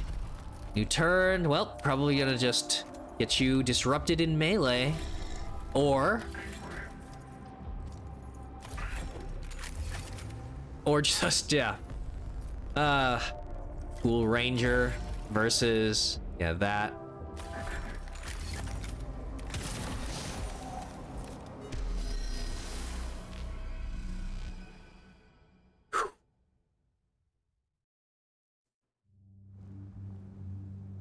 Oh, okay. That's more persistent damage. Is unstable. Topographical scan. Structural void detected. Depth beyond scanning limits. Multiple fractures in surrounding material. A ravine we must cross. Erosion or seismic activity has taken a toll on the tomb. Time is pitiless, even to the Necrons. Ascertaining physical risk. Pending. Risk assessment, %. An area of the tomb ahead appears damaged by the shifting of surrounding rock over the millennia. Be warned, the passageway is split by a deep rift, and the ceiling is prone to collapse. Direct. Cross the rift and accept the risk. Avoidant. Skirt around the damaged area to avoid danger. I want to keep everybody hale and hearty.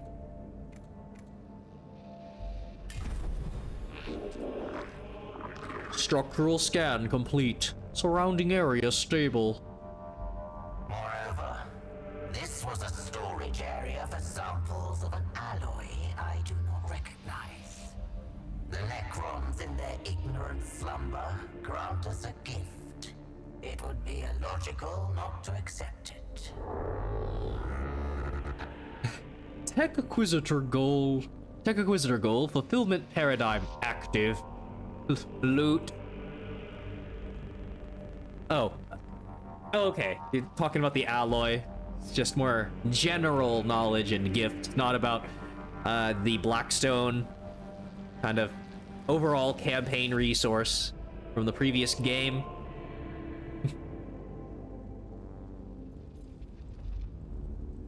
Another gateway. This one far more elaborate. Could our path have taken us not to the outside, but to an inner chamber? The Omnisire commands that the knowledge beyond must be gained. Passive scan alert. New spheric scrape interrupt. Well, instead of leaving, we've managed to get deeper in. Oh no. Distress signal detected. Ident data processing. Ident confirmation. Engine seer Davos. Davos lives, but barely, it seems. Give me his life signs. Critical. Musculoskeletal damage, blood loss, augmetic cascade failure. What little flesh remains of Davos is proven weak indeed. Consciousness error undefined. Resuscitation chance calculating 31%. We haven't unlocked any healing skills yet. Engine Seer Davos's injuries are potentially mortal. Attempting to save him is the course of action most endorsed by the tenets of the Creed Mechanicus. However, the chances of his survival are low. The effort expended may not be rewarded. Forsake. Administer the Omnisiah's mercy, placing pragmatism over compassion. Repair. Attempt to restore the Engine Seer's vital signs and stabilize them. Well, I'm not sure how much of that dialogue was flavor text. It's like you were actually working on a 31% chance. But I mean, you know, even if he's scripted to die, potential information is his dying breath and his dramatic last words. Shock his central nervous system. A full bioelectric reset may stabilize his augmentations. Clear. More defibrillation. Medico protocol safeguards. Command override. Applying direct current stimulation. Advisory. Stand back. Cardiopulmonary activity nil. Brain function nil. His injuries were beyond remedy. Unfortunate. This death represents a significant deficit in resources. My investment! Attempt to stabilize traits gain. Focused. Oh, for your main hero. Focused gain +1 maximum damage. Okay, I mean, that's good for the Volt cannon or whatever. It's just for the heavy shot. Cool. And I mean, potentially if that works on the macro stubber, then I have a chance to, with exposed, to deal 3 now. That's insane. That'll be great for the large single unit leaders or whatever that they throw at me. Enough delay. Open these doors. A not unexpected welcome. Calculating combat protocols, optimizing dismemberment pattern, adrenaline production maximum.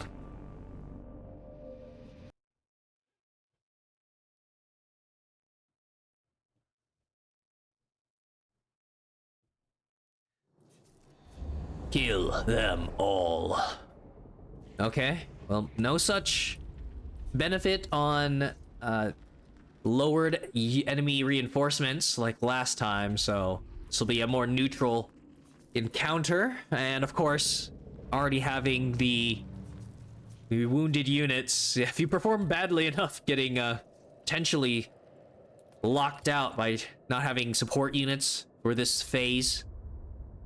But yeah, I'm wondering how much of this is just for the demo to showcase hopping back and forth between the factions, or if this will actually be a narrative thing for like it.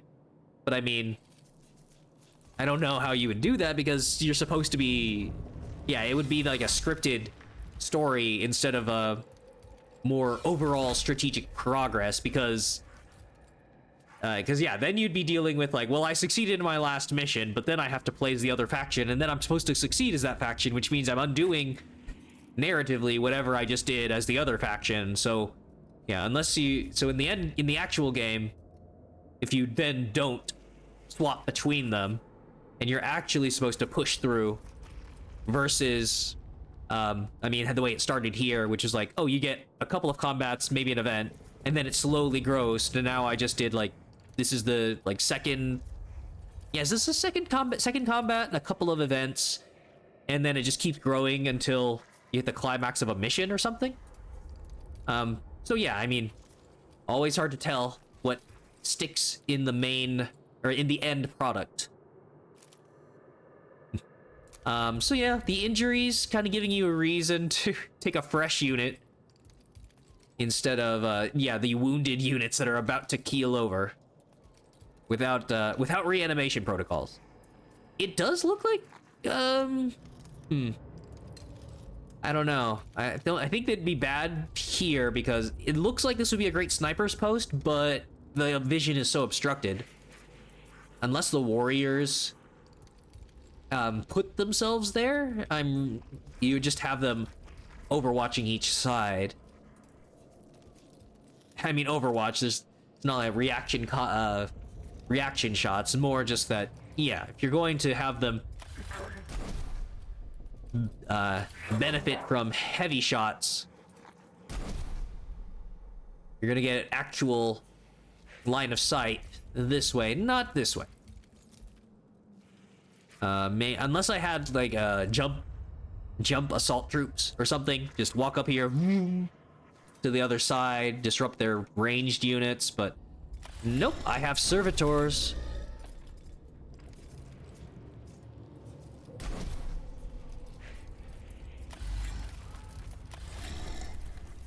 All right, so I do need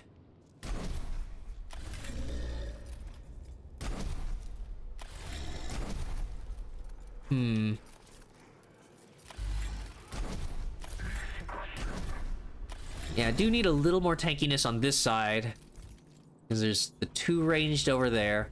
They were all using flares, not reapers. Yeah, it's just that and the flayed one at the back. Uh-huh.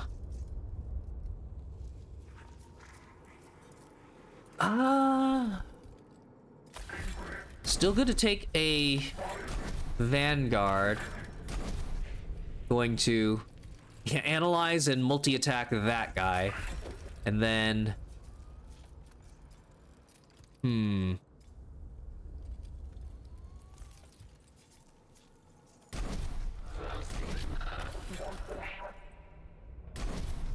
yeah. And have them here.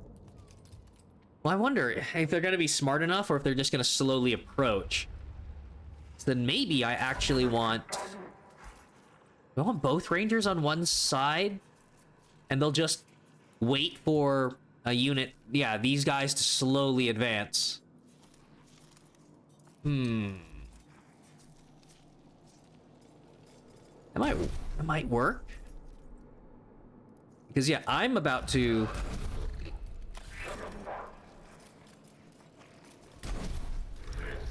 no. So I'm about to use my leader to do a macro stubber blast to take this guy out.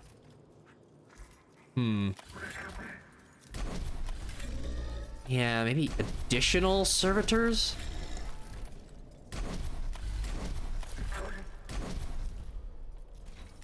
Yeah, I don't know. Okay.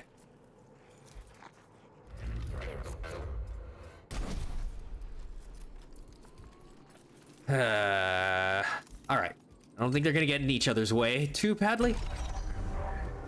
All right. So.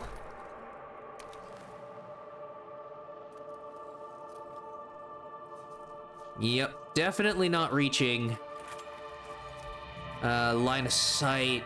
I don't think they'll attack.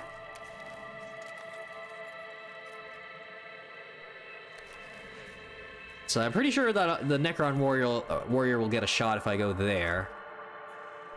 It's gonna here. 1, 2, 3, 4, 5. Yeah, it'll still be the 1 to 3 range.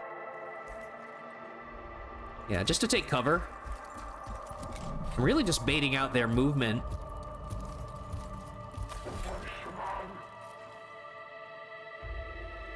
All right. Yeah, most definitely want to save movement here. Oh no, I have blocked myself off actually.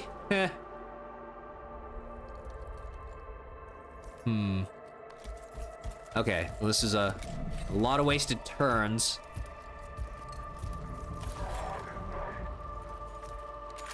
There we go.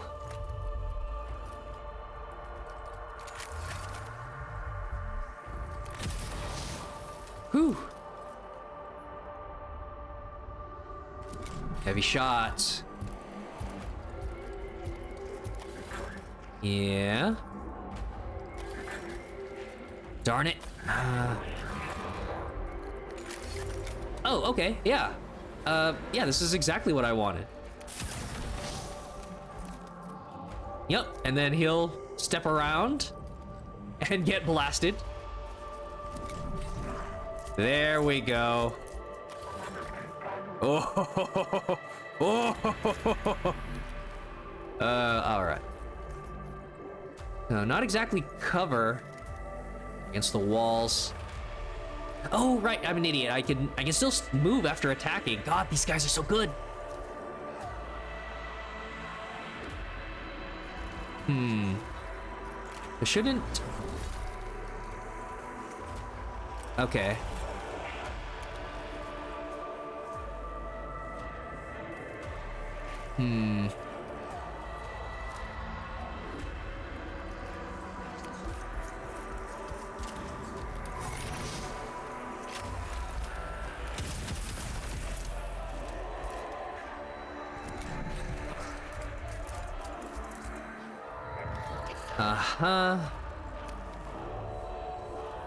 And then no cognition cost.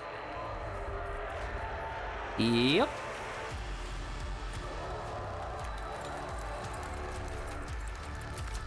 Get eviscerated. Yeah, I can't set him up for next turn. Nope. It's not normal. I mean, of course, if I ever find out, oh, I've solved the game, it's too easy, like, I just keep moving it on up. Really? Okay, that guy's gonna get blasted. We have plenty of turns to deal with that.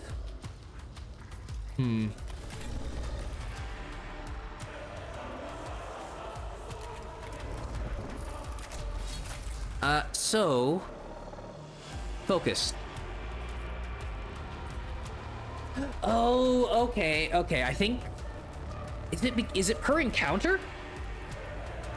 So yeah, it's like plus, it's not gonna be campaign-wide permanent upgrades. Because I just came off of a Dune-bound Tactics where like, oh, these little events and your decisions slowly customize your character for little stats here and there. And then it's like, oh, temporary status because of the choice. Yeah, +1 max damage for this encounter. So it's the 1 turn, 1 clock. Huh. So all the ones that I'd seen before. Huh. It says, huh. It's like, yeah, so you would only get to do this. Well, I don't know. Like, it says it has a cooldown of 2 turns. Or is it saying the effect lasts 2 turns? And then after using this, yeah, would you have to wait through another encounter? Yeah, this is a very specific kind of tooltip situation. But yeah, this seeing the focused one got me a lot further in my hypothesis of how that works. Okay, so blocked by Scavola's giant robotic ass.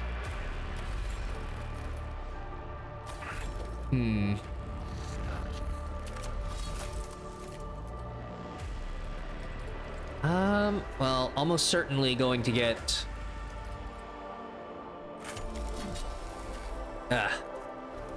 Not going to... I mean, maybe they'd walk forward and I could shoot them. It's just that, yeah, I'm probably not going to get a good move with this.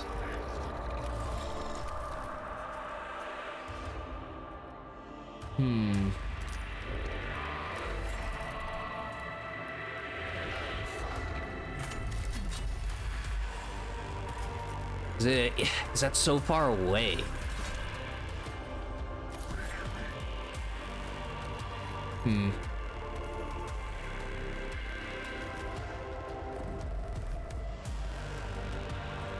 Yeah. Fine. I'll take the heavy hit. Wow. Okay then. Oh, the attack takes out the entire piece of cover, huh?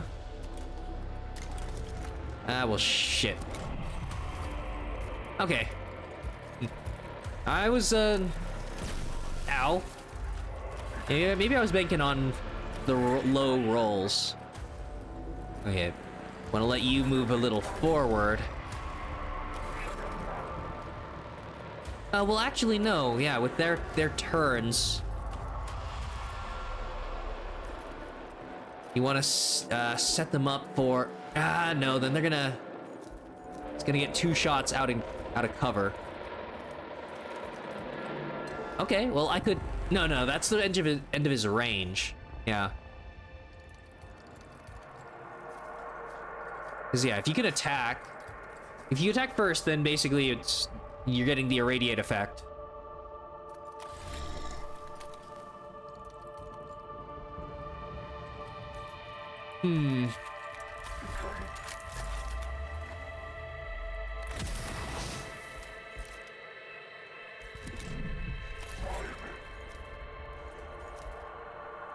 Yep.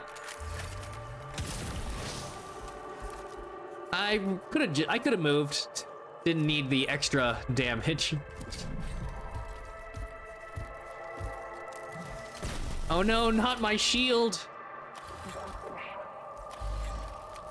Okay. Yep.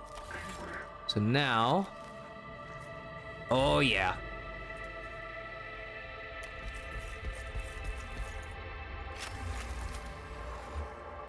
Uh-huh.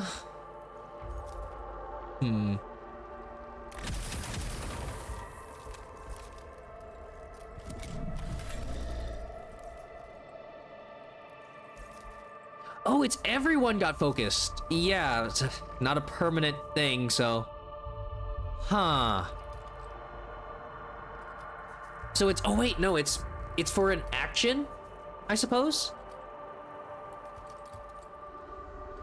Huh.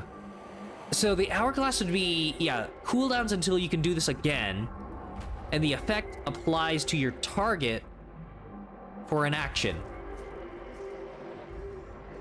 Ah. Okay. Interesting. Okay. So, you don't want to open myself up to a shot just yet. Melee boy. Yeah, he's going next. We're all just...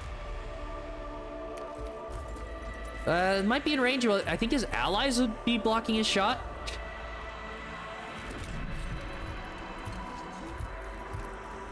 It might be at a weird angle. Yeah. Yeah, the diagonal. Another scarab. Okay. So next. Oh yeah, plenty of turns. Rather deal with these guys.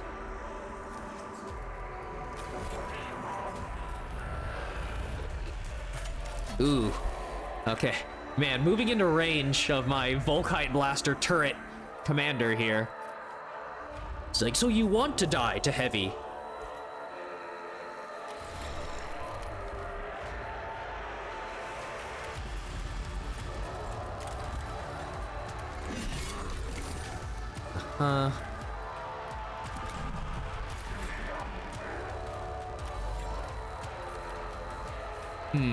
Finish that guy off.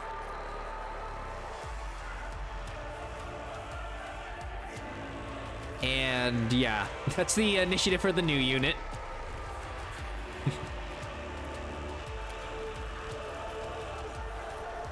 I mean...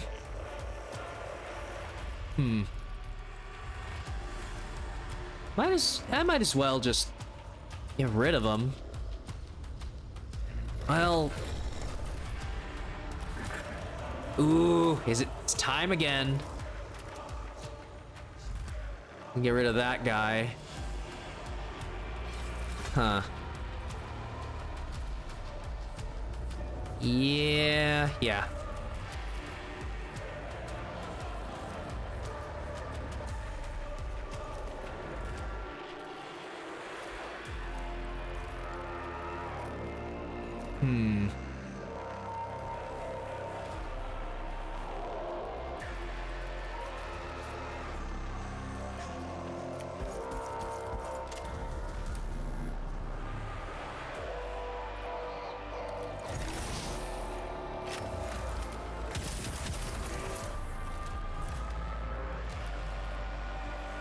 Take cover behind your allies. And then... yeah, just end this guy. Fine.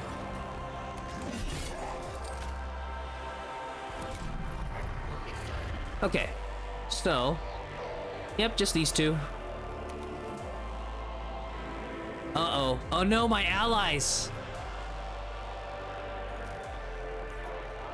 Yeah, plus cognition cost, but I got plenty. Alright. Yeah, didn't account for that. Not having the angle, of course, idiot. So. Plenty of things to spend.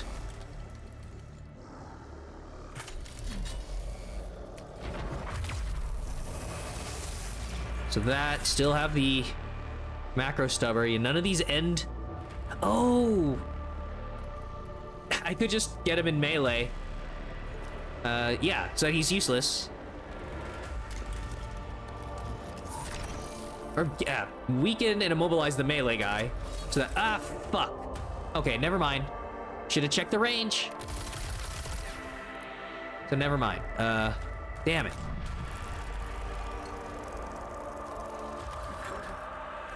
All right, so you attack that one. You. Yup. All right, I'm taking unnecessary damage. It's another hit. Uh-huh.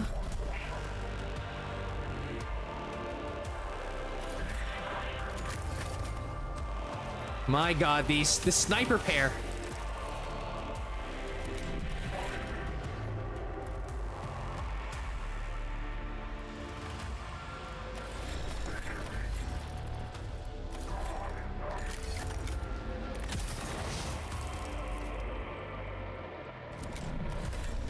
This guy can't really reach us anyways. I think just the servitor?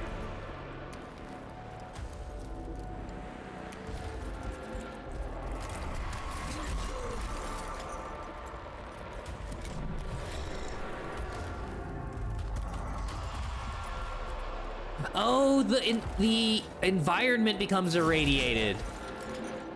Oh, whoops. Which okay, I mean that's gonna give me more cognition points. But yeah, that is unfortunate. Extra damage.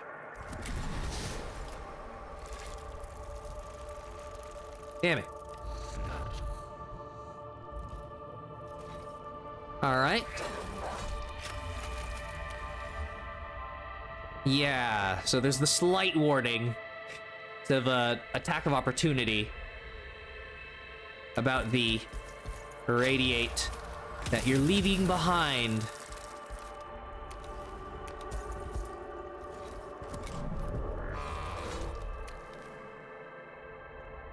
All right, so now I have the diagonal shot.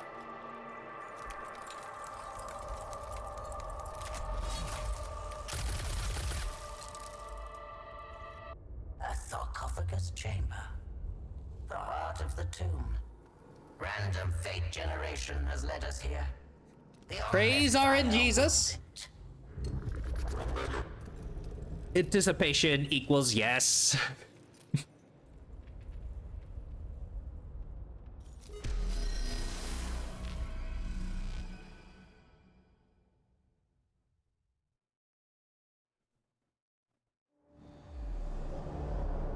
More units. Scarab Swarm. Nevershar's first glimpse of the invaders was of an individual who would prove to be an outlier in their number. Though Nevershar did not know it at the time, this scatholma was from the human order of the Adeptus Mechanicus. It was learned in They said the ways of thing. scientific theory and practice, albeit only by primitive human standards. A strange and biological thing. Is this what has infested the galaxy in our absence? One would imagine evolution had produced something more robust.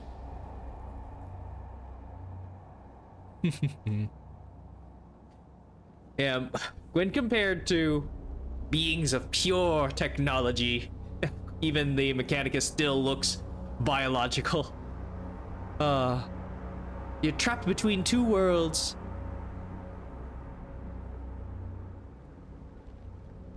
So this is indeed a tomb, and you are the one interred. Evidently a Necron of some seniority. A rare specimen. Archive linguist, Necron speculative, extracting. It understands us. Physically unimpressive, but advanced. So you speak common? You shall discover just how advanced we can be, Xenos. This primitive creature addresses me as if I were an outsider. Yet this is my domain. One that no intruder will be permitted to tread. Let alone a whelp from a species not fit to witness a Necron's majesty. I am no tinkerer with ancient trinkets I do not understand. I A have conjurer found of cheap tricks? technology from 100 Xenos races, and delved into secrets even your once great civilization does not know.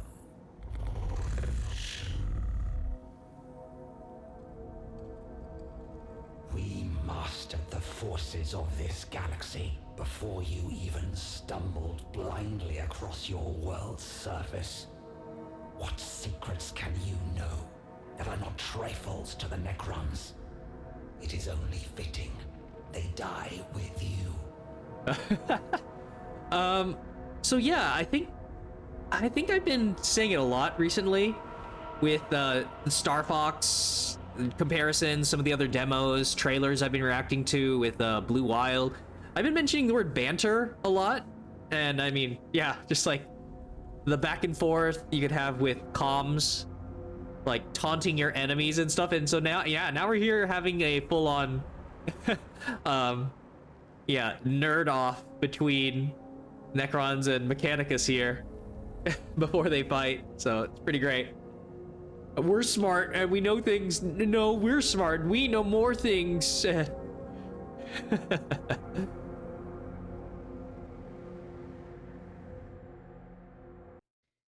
All right, so we are playing the Necrons Yeah, doing I mean, kind of what I said before, like doing a scripted defeat of Scaevola. Oh, kill Scaevola.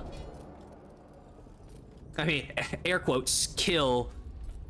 If the narrative kind of allows it, versus, yeah, choosing your campaign. It's like, if this actually goes through, and it's like, well, no, I'd rather play as Scaevola. I want to see where that goes. Then it's like, well, then you should have selected that campaign. So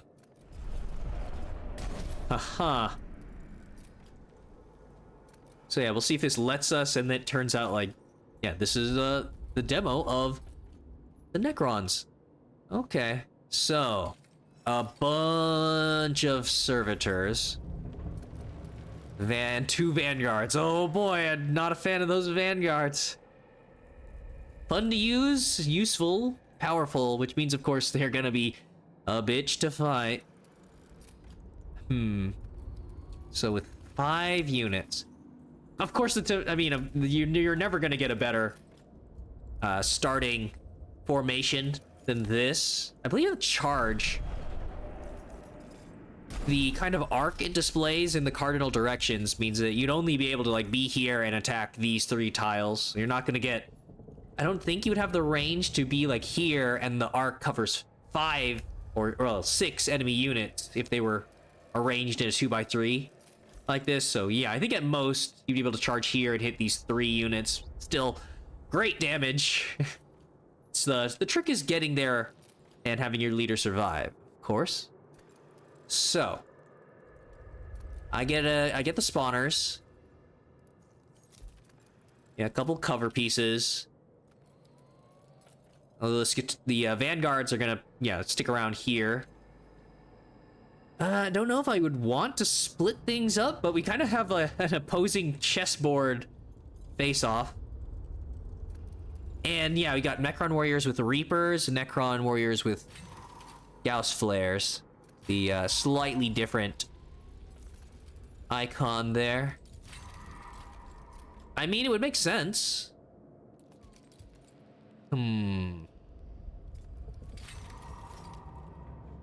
But yeah, as ranged weapons, I assume that when the servitors get into melee, I wouldn't be able to use them.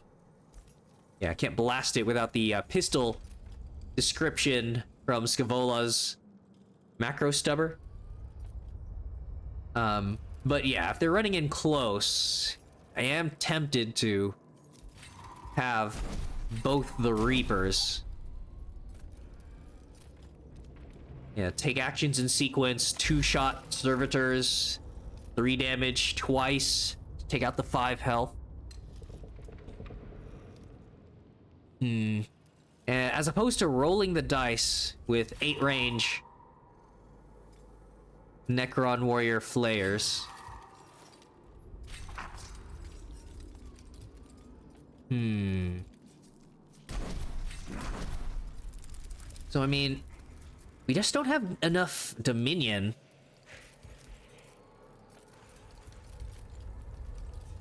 Yeah.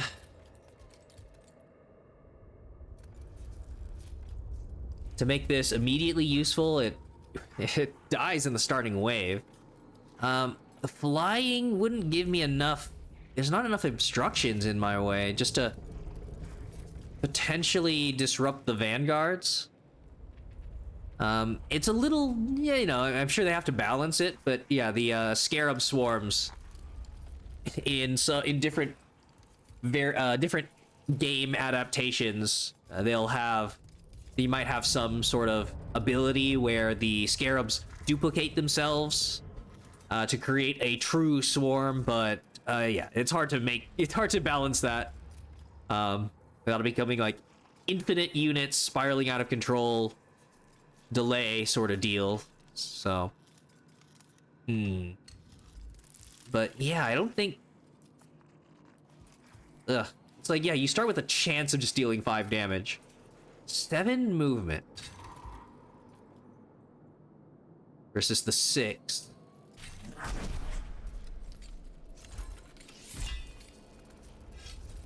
just feel like it's too, yeah, there's too much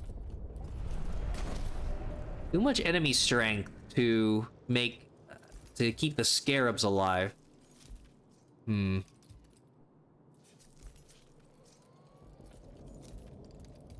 Yeah, it's just these 3 points. I don't think I want to split them up. I think okay, I think being here does mean it's like I think they have 5 movement, so I think this does put you in range.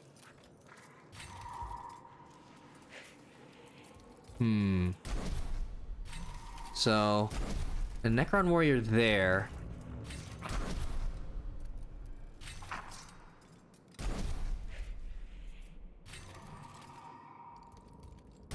Okay, now I think I do want flayed ones, at least a flayed one over there, so that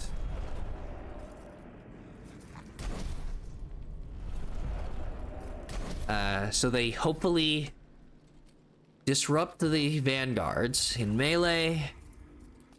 Everything else I can blast.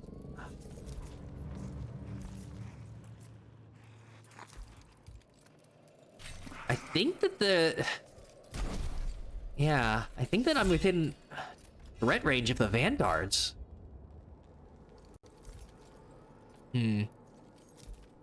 Okay.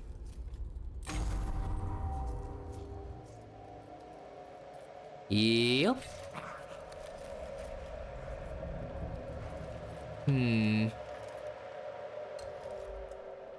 Just be super careful.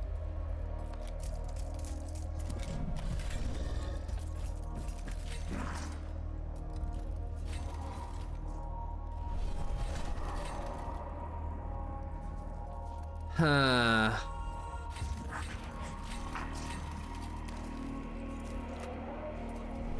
Yeah, I definitely want to let them come to me and get a great first strike with Nefer Shah and the Reapers. But there's so many enemy units. That it's actually going to be a little difficult. Do I... It's like I kind of have to bait them forward.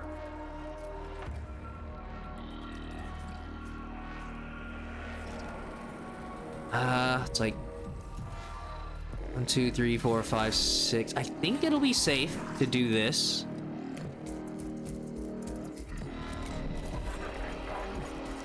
Ah, you bitch. Okay. I think it'll be safe, he said.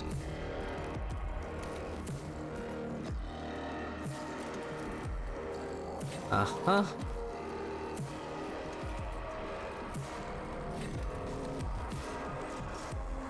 Well, sure. That's the only target I got. I want to... No, he's going to stay farther back if I... Yeah. Providing this target.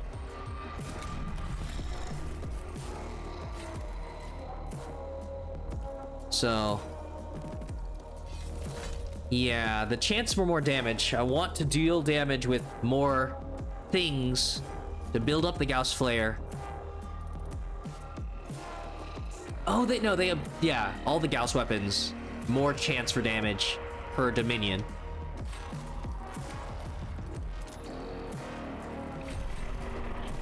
Okay.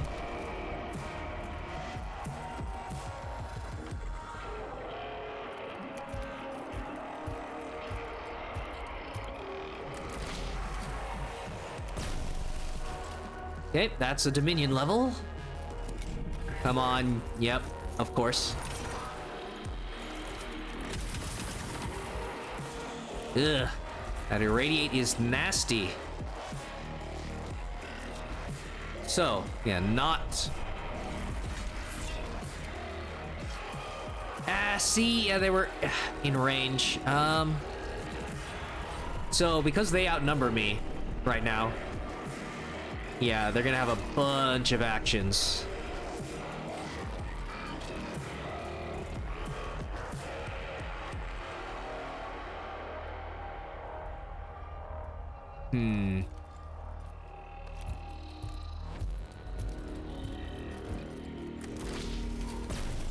Max roll! Yep, and I'm forced to take this action because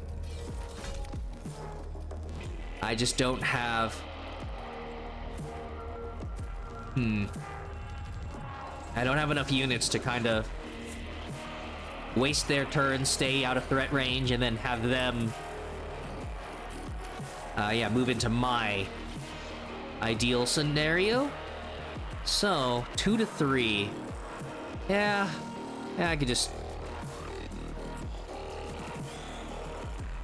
I can just take him out.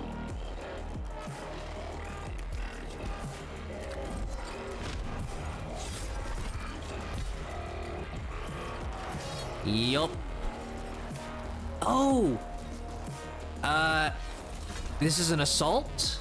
Or no, because it's a... Yeah, it's not a normal attack. So... Okay, I don't like being so close to Scavola. And I know they're gonna have the... yeah. That cannon, so I don't want to be in their heavy range. But, yeah, more... more attack damage. Might weaken me? Okay. It burns! Macro stubber. Oh, okay. Weakened and immobilized. Nice. Nice. Well, I'm rolling minimum damage, but... okay. I get my Scarab Disruptors after they get their turn. So next is that guy. Which means... Well, shit. I have to do this. So I'm already in... attack of opportunity. Yep. Shit. I don't think it's gonna block my future reinforcements.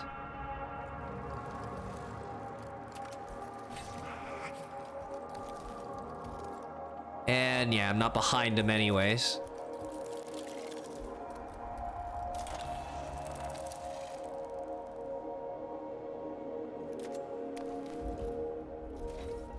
Sure, I guess this blocks off another path for Scavola. They want to... Oh, right, flying.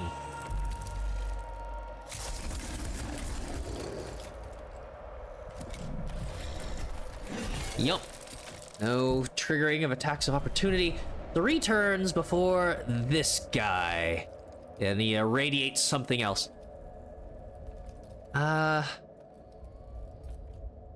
Yeah, alright.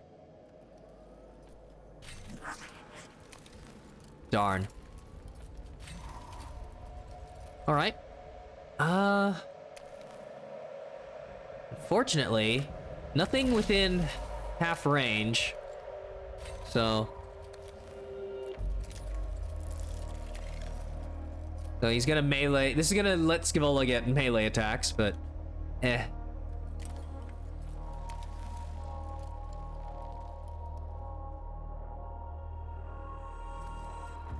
Sure. We'll see how well I roll.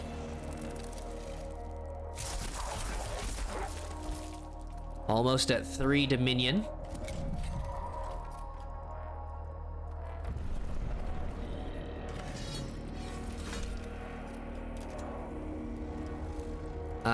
These all have attacks of opportunity. That's not ideal.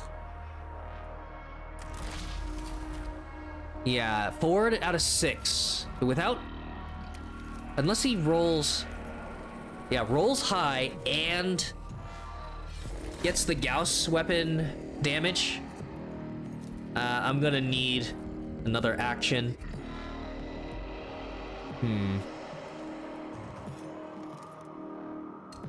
Well, I mean, he can't do anything. Yeah, unit engaged in melee. So I actually only need to do 1 hit. Because the Scarabs will do the rest. Yeah. Yeah,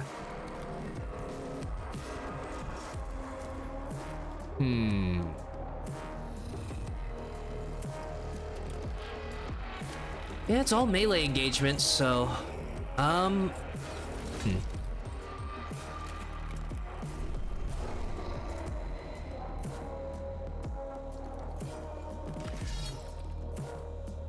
For the most Dominion gain.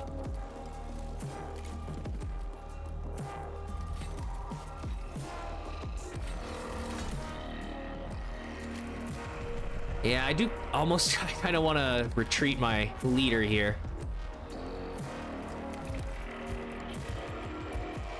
It's fine. I would have liked having a 30% max roll, of course. Okay, so now get rid of this guy.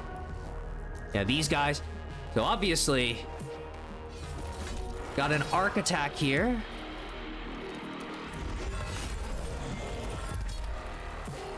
Yep, without any units down.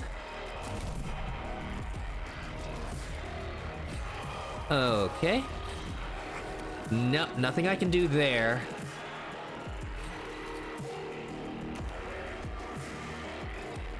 Yeah. Three damage.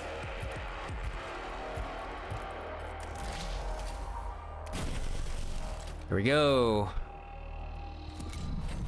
And then Scavola.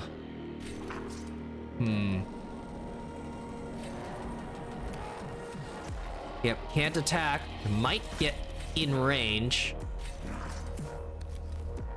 And I believe I get a backstab here? It's kind of still off to the side, but... yeah, I probably should have accounted for making enemies face you. No, that was still 2. Yeah, so that was a side attack. It would have said 3, even if you're just overkilling. Oh yeah, melee attack into macro stubber. Yep. No! My scarabs! Didn't need to move.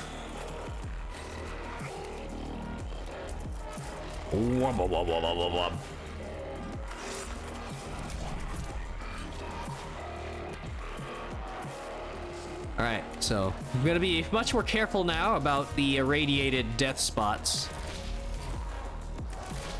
Just shoot a shot, you know it'll reach him. Okay, they don't get the same kind of spawn-in points, they just materialize. Roleplay that they appeared from the stairs there. So I mean... so yeah, I didn't lose one of my original units. That was a reinforcement. So it's really more about your units plus reinforcement amounts, right? Because I took 1, 2, 3, 4, 5. The scarabs were the extras, but hey, I'll take it. Well, I'm going to want, yeah, more melee disruption on that side. All right, so it'll be one of the reinforcements pretty soon. See, I can only do up to 2 damage now by the time you get the Dominion. But I mean, yeah, I guess because I have the later reinforcements, it is a way for you to ensure max damage roll on a late swarm. It only works on 1 unit, so it's not that big of an explosion for like all adjacent units. All right. So I do want, if possible, yeah, I can definitely get a backstab.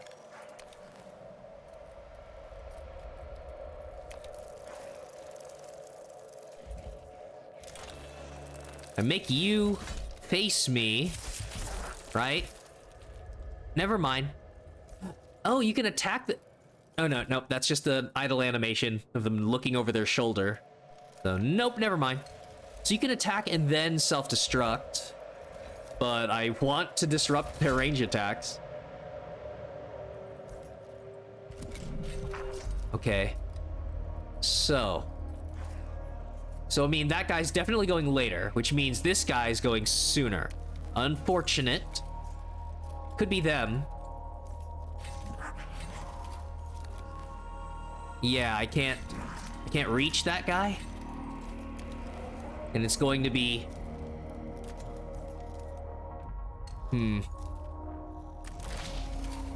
Can't do more damage.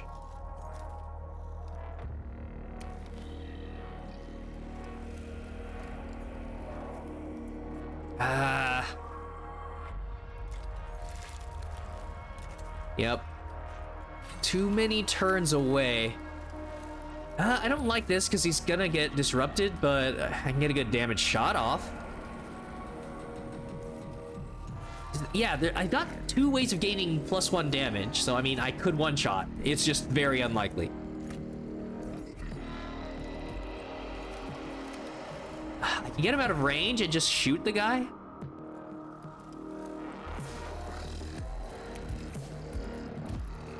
Just to know. I guess it makes sense that they altered the... Or, I mean, now that they're adding Necron perspective, that you're not limited to a servo skull analyze the unit sort of deal, and it's just attack or they act. Because, yeah, then I guess you'd have to do some Necron equivalent of analyzing. And it's like, no, I attacked them. And now I know that, yeah, that guy was next. So I can just stay out of his range. He's already facing... no, off to the side. It's really hard to get this back attack.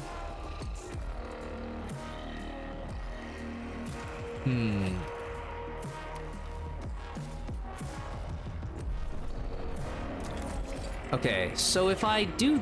I don't think it would damage... Yeah, it damages like an entity. It says first entity, but there's that little arc. I feel like it still works against multiples, right? I think I got... Did I get that before? So yeah, I've got +2 range on it. Potentially. No, I should have it now. It's... Huh.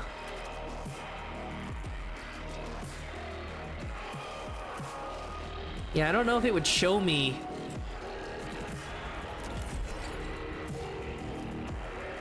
It should show me, yeah, like up to 6 range. I don't know.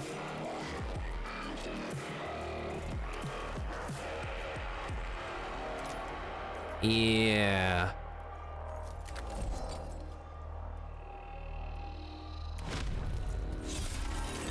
Ooh-hoo-hoo. So this... And that's the skill.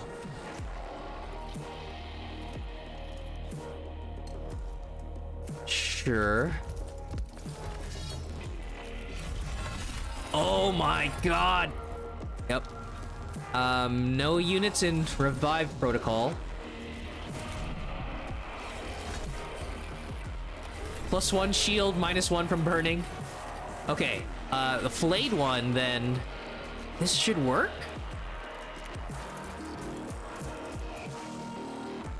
This unit's next. 2 to 3 twice? Yeah! Oh, and that ends the main objective. Oh, scripted escape. Full principle defense protocols. Self-preservation, defense.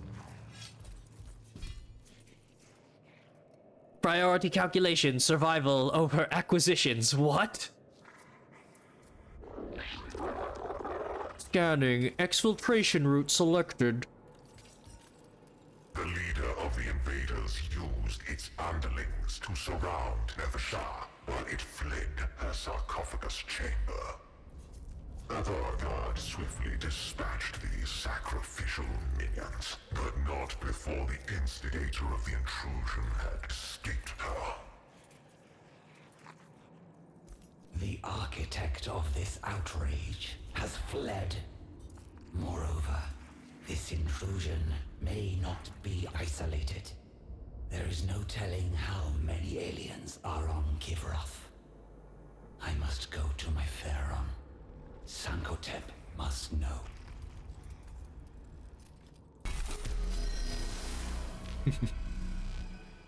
I mean, you're gonna have the one leader, so they're gonna be more story focused than like, oh, I command multiple leaders, because then you'd have to balance around multiple of these powerful units in a single encounter. It's mostly one-on-one.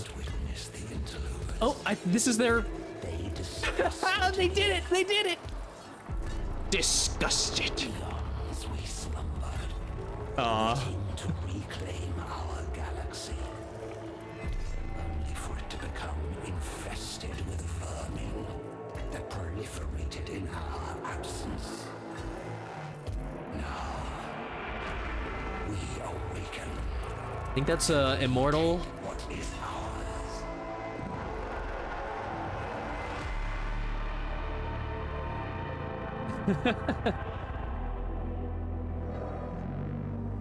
The kind of like invader disgust is a little less memeable than the weakness of your flesh. It's good, but yeah, it's hard to top that. Stop us. We who have shattered our very gods and enslaved them to our will. The stars were young when our empire was ascendant, and when the last of them die, we alone will remain. For we are immortal. Yeah!